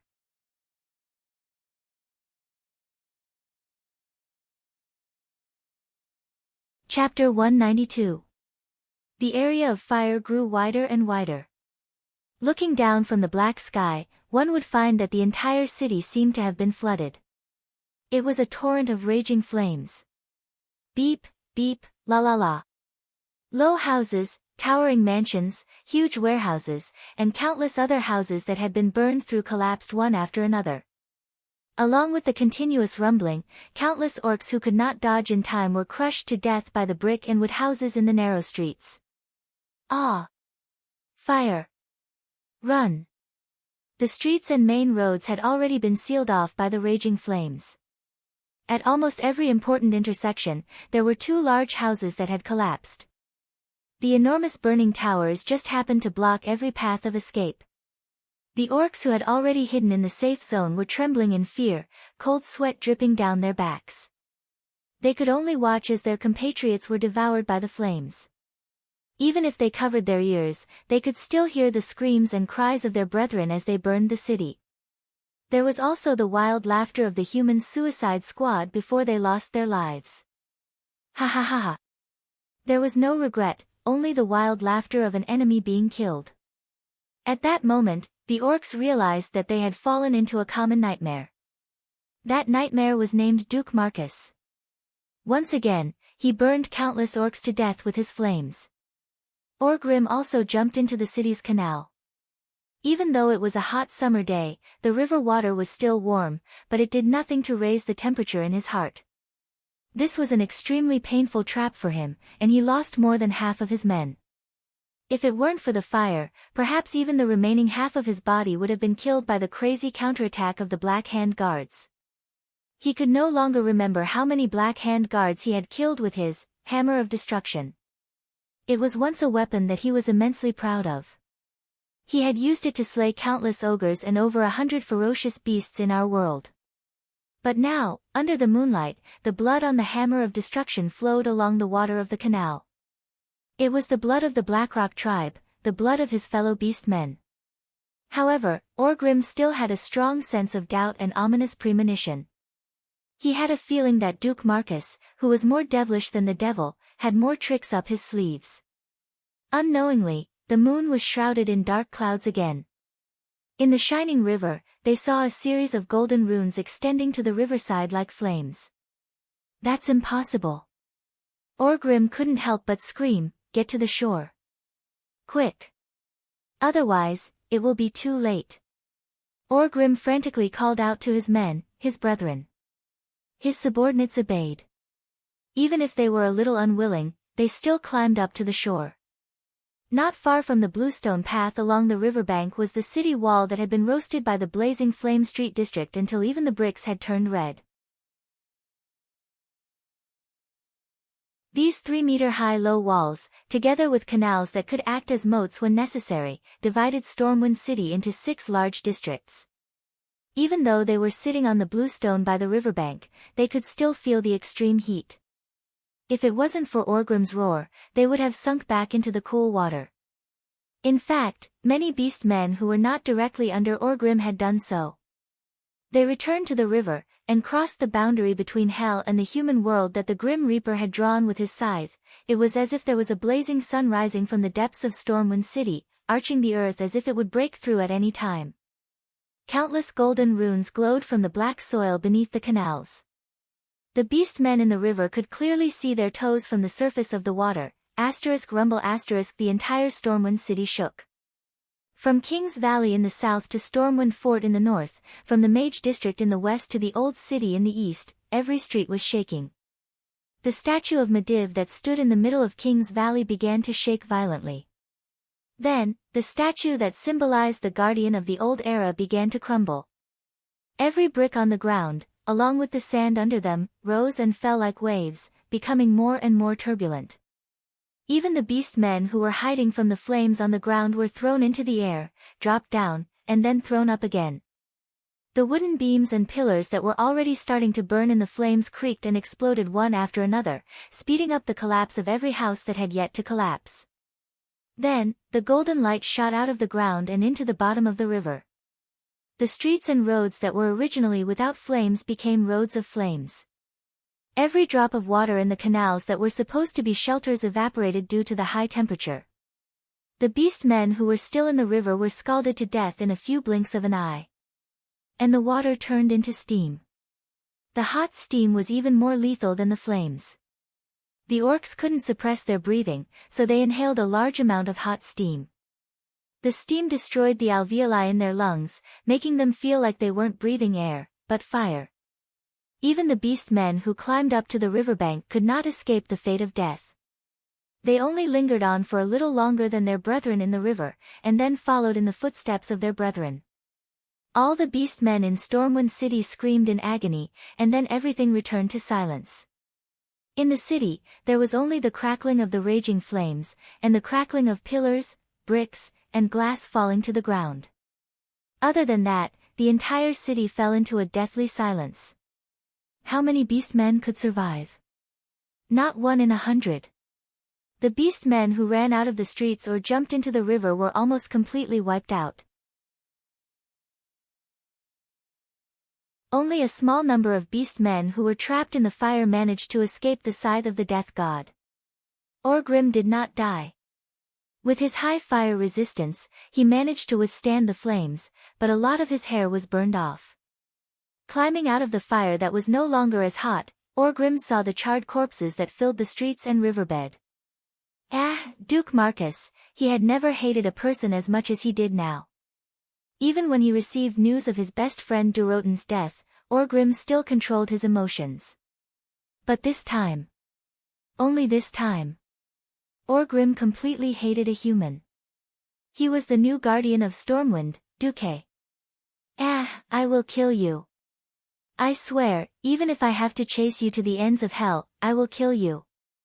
I will peel off every piece of your flesh. I will eat you alive.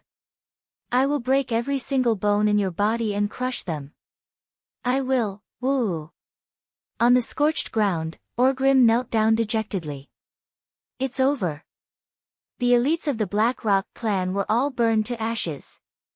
Even if there were still many Blackrock tribe members in the camp, they would no longer be the strongest tribe in the horde.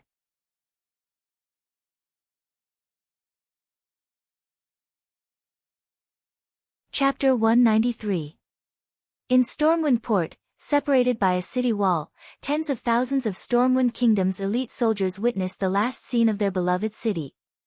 Flames rose from the ground and soared into the sky. The flames could be clearly seen from dozens of kilometers away.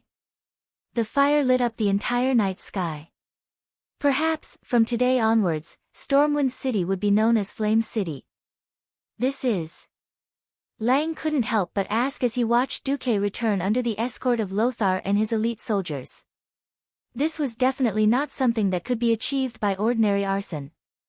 If he had to use a word to describe it, it would be purgatory. Duque wiped the sweat off his forehead with the towel that Windsor handed him. This is the magical defense system that Medivh left behind. His original plan was to set up a magical formation similar to the firewall spell in every canal. This was to prevent enemies from invading and destroying all the streets at once. But I changed it a little. Changed? Of course, Lang knew about the division of the different districts.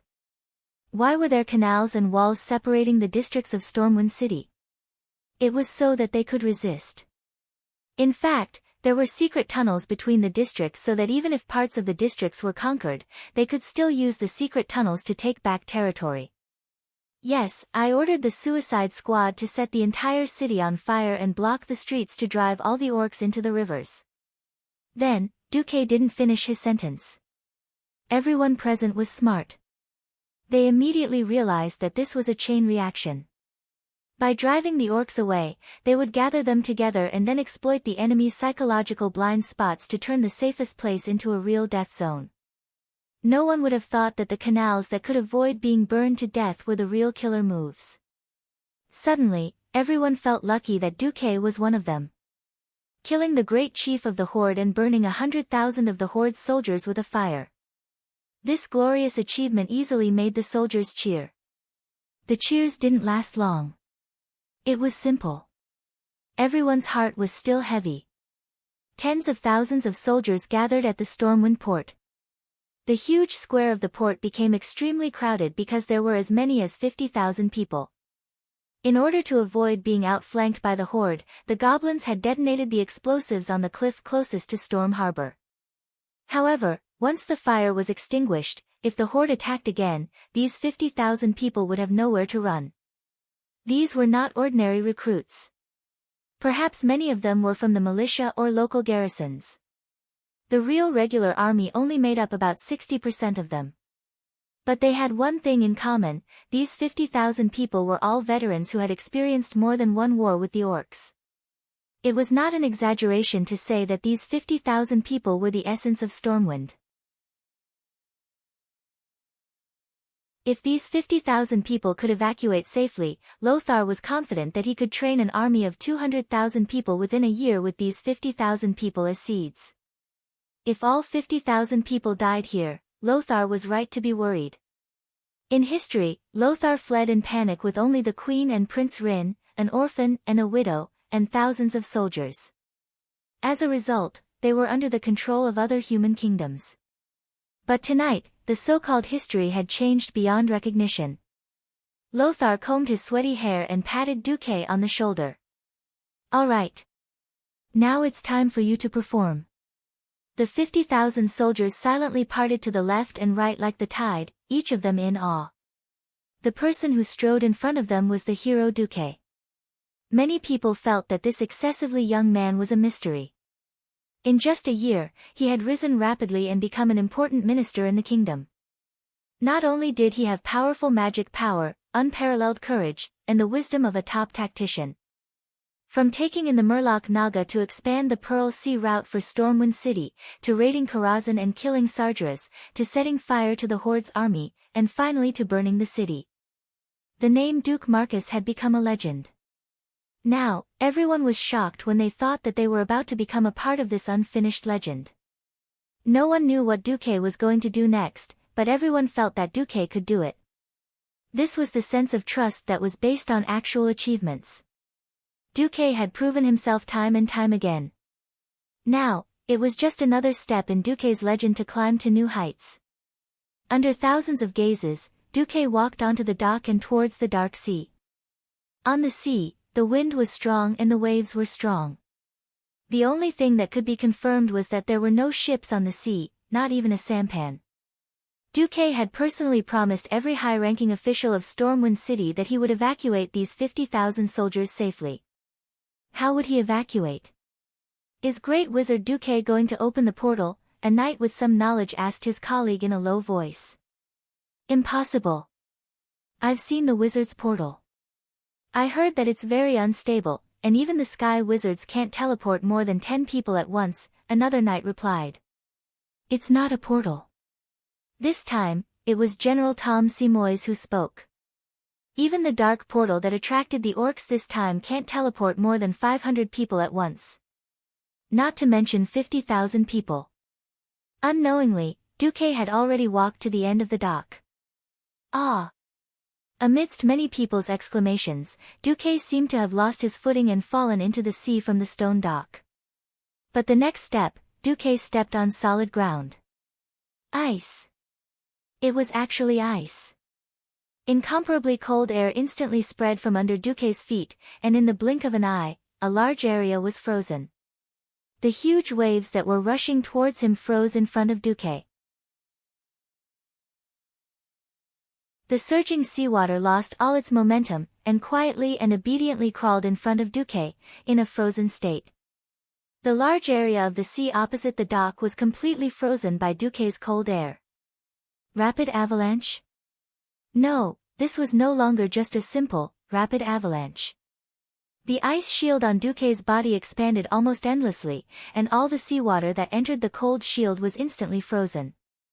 At the same time, the ice tornado that kept spinning in the shield was like a grinder, grinding away all the ice spikes and icicles that were higher than the horizon. The crackling sound of ice shards grinding against each other could be heard continuously. As Duque walked out step by step, a huge floating ice that was getting bigger and bigger appeared in the sight of the 50,000 soldiers. It was a huge floating ice that was like an iceberg. The side of the dock was rectangular, and the floating ice near this side was at least 300 meters wide. And as Duque walked out step by step, the surface area of this huge floating ice continued to expand. From afar, it looked like an incomparably huge ice ship. What 3-masted sailboats or 5-masted sailboats? In front of this gigantic floating ice ship, they were simply too weak. Even the aircraft carrier that Duque had before he transmigrated was just a tiny dot in front of this huge ice ship.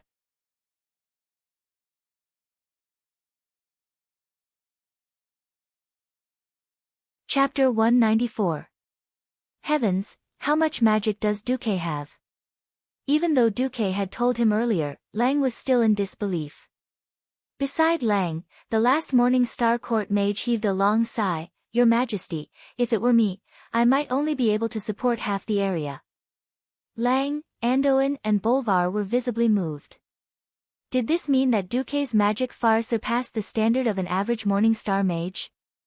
On the shore, everyone sucked in a breath of cold air. Looking at this huge piece of floating ice, everyone knew that this was the ark that would take them away.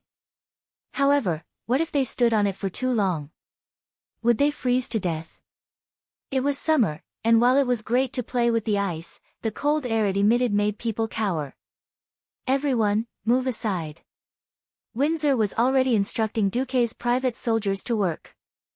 A large number of people swarmed forward, spreading the large amount of hay that had been piled on the pier onto the ice. Not only did the hay block the cold air, it also prevented people from slipping on it. Apart from the hay, there was even a fence to prevent people from slipping out. The elite soldiers of the Storm Kingdom were completely dumbfounded by what they saw. Was this even possible? Ugh, it was indeed impressive and magical. Duque walked more than 500 meters, and after extending the ice to 600 meters, he stopped. Looking at the pile of incomparably dim magical gems in his hands that had lost their magical glow, Duque could not help but laugh bitterly. If any of these high-grade magical gems were to flow out, it would attract the Dalajan's pharaoh, who were usually high and mighty, to come running over and snatch them like dogs. Any two of them could buy the loyalty of a sky mage. If the magical gems used tonight were used to bribe people, this would be the price of a Morning Star mage. Yes, Kel Thuzad, who would become a great lich in the future and rely on the filthy demon king, was at this level. However, they had all been used by Duque to toy with. Duque did not feel that it was a pity. Human lives could never be measured with money. Leaving behind 50,000 elites was enough to have a major impact on the entire situation. Old Mai, you've worked hard to protect Stormwind all your life. Now that I've used your fortune to save so many people, you should thank me properly. Of course, Duque didn't have that much mana, but after he used up the mana gems that Medivh had left in Karazhan, he managed to accomplish this miracle. In order to prevent the ice from cracking, Duque used his unparalleled magic control to separate the ice into 3 layers. The top layer carried passengers, while the middle and lower layers were used to support the passengers. Finally stopping, Duque waved from afar and shouted, "Everyone, come up." In the hazy night, the light blue light flickered, contrasting with the blood and flames that dyed Stormwind City red, forming a very magical, very unique and strange landscape.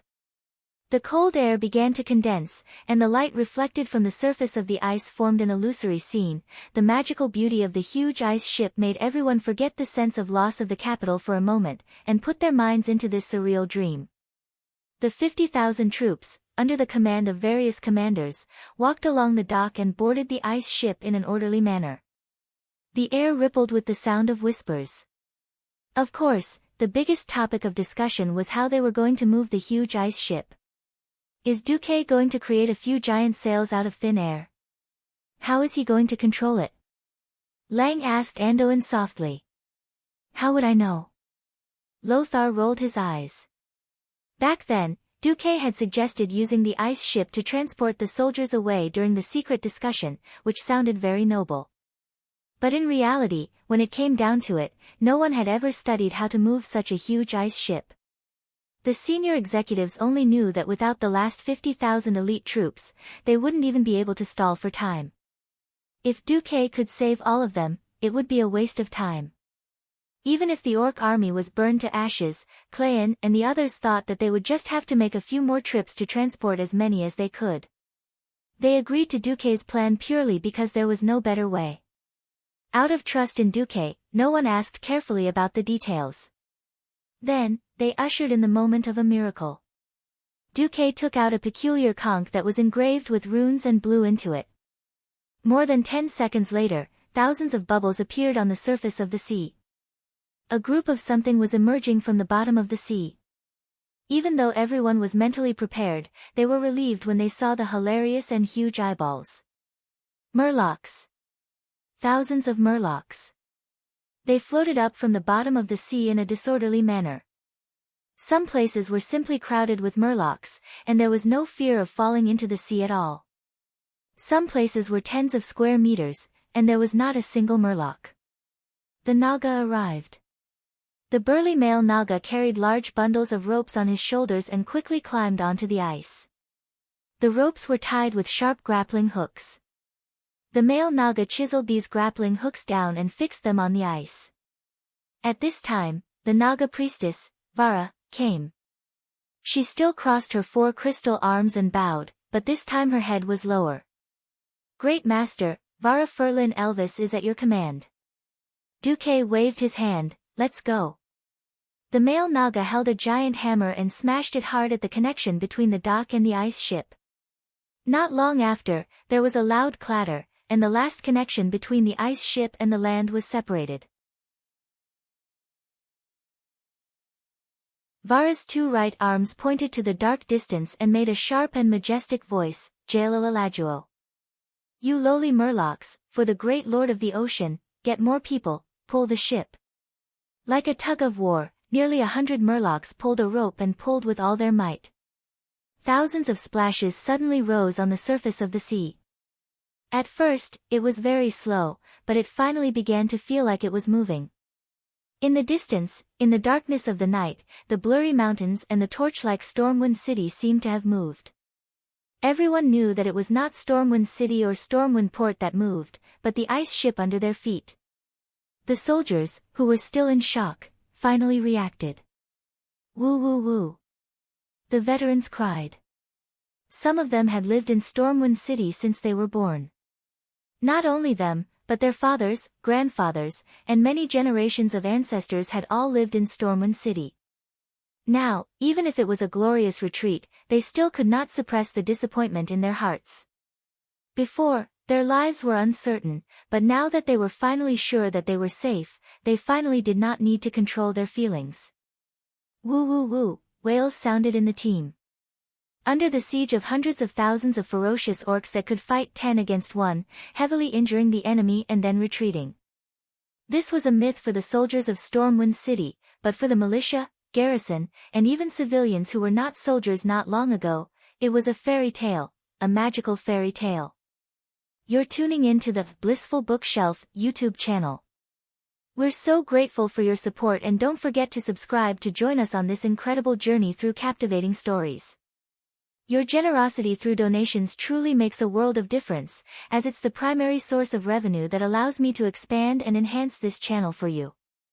Thank you from the bottom of my heart for being a part of this adventure.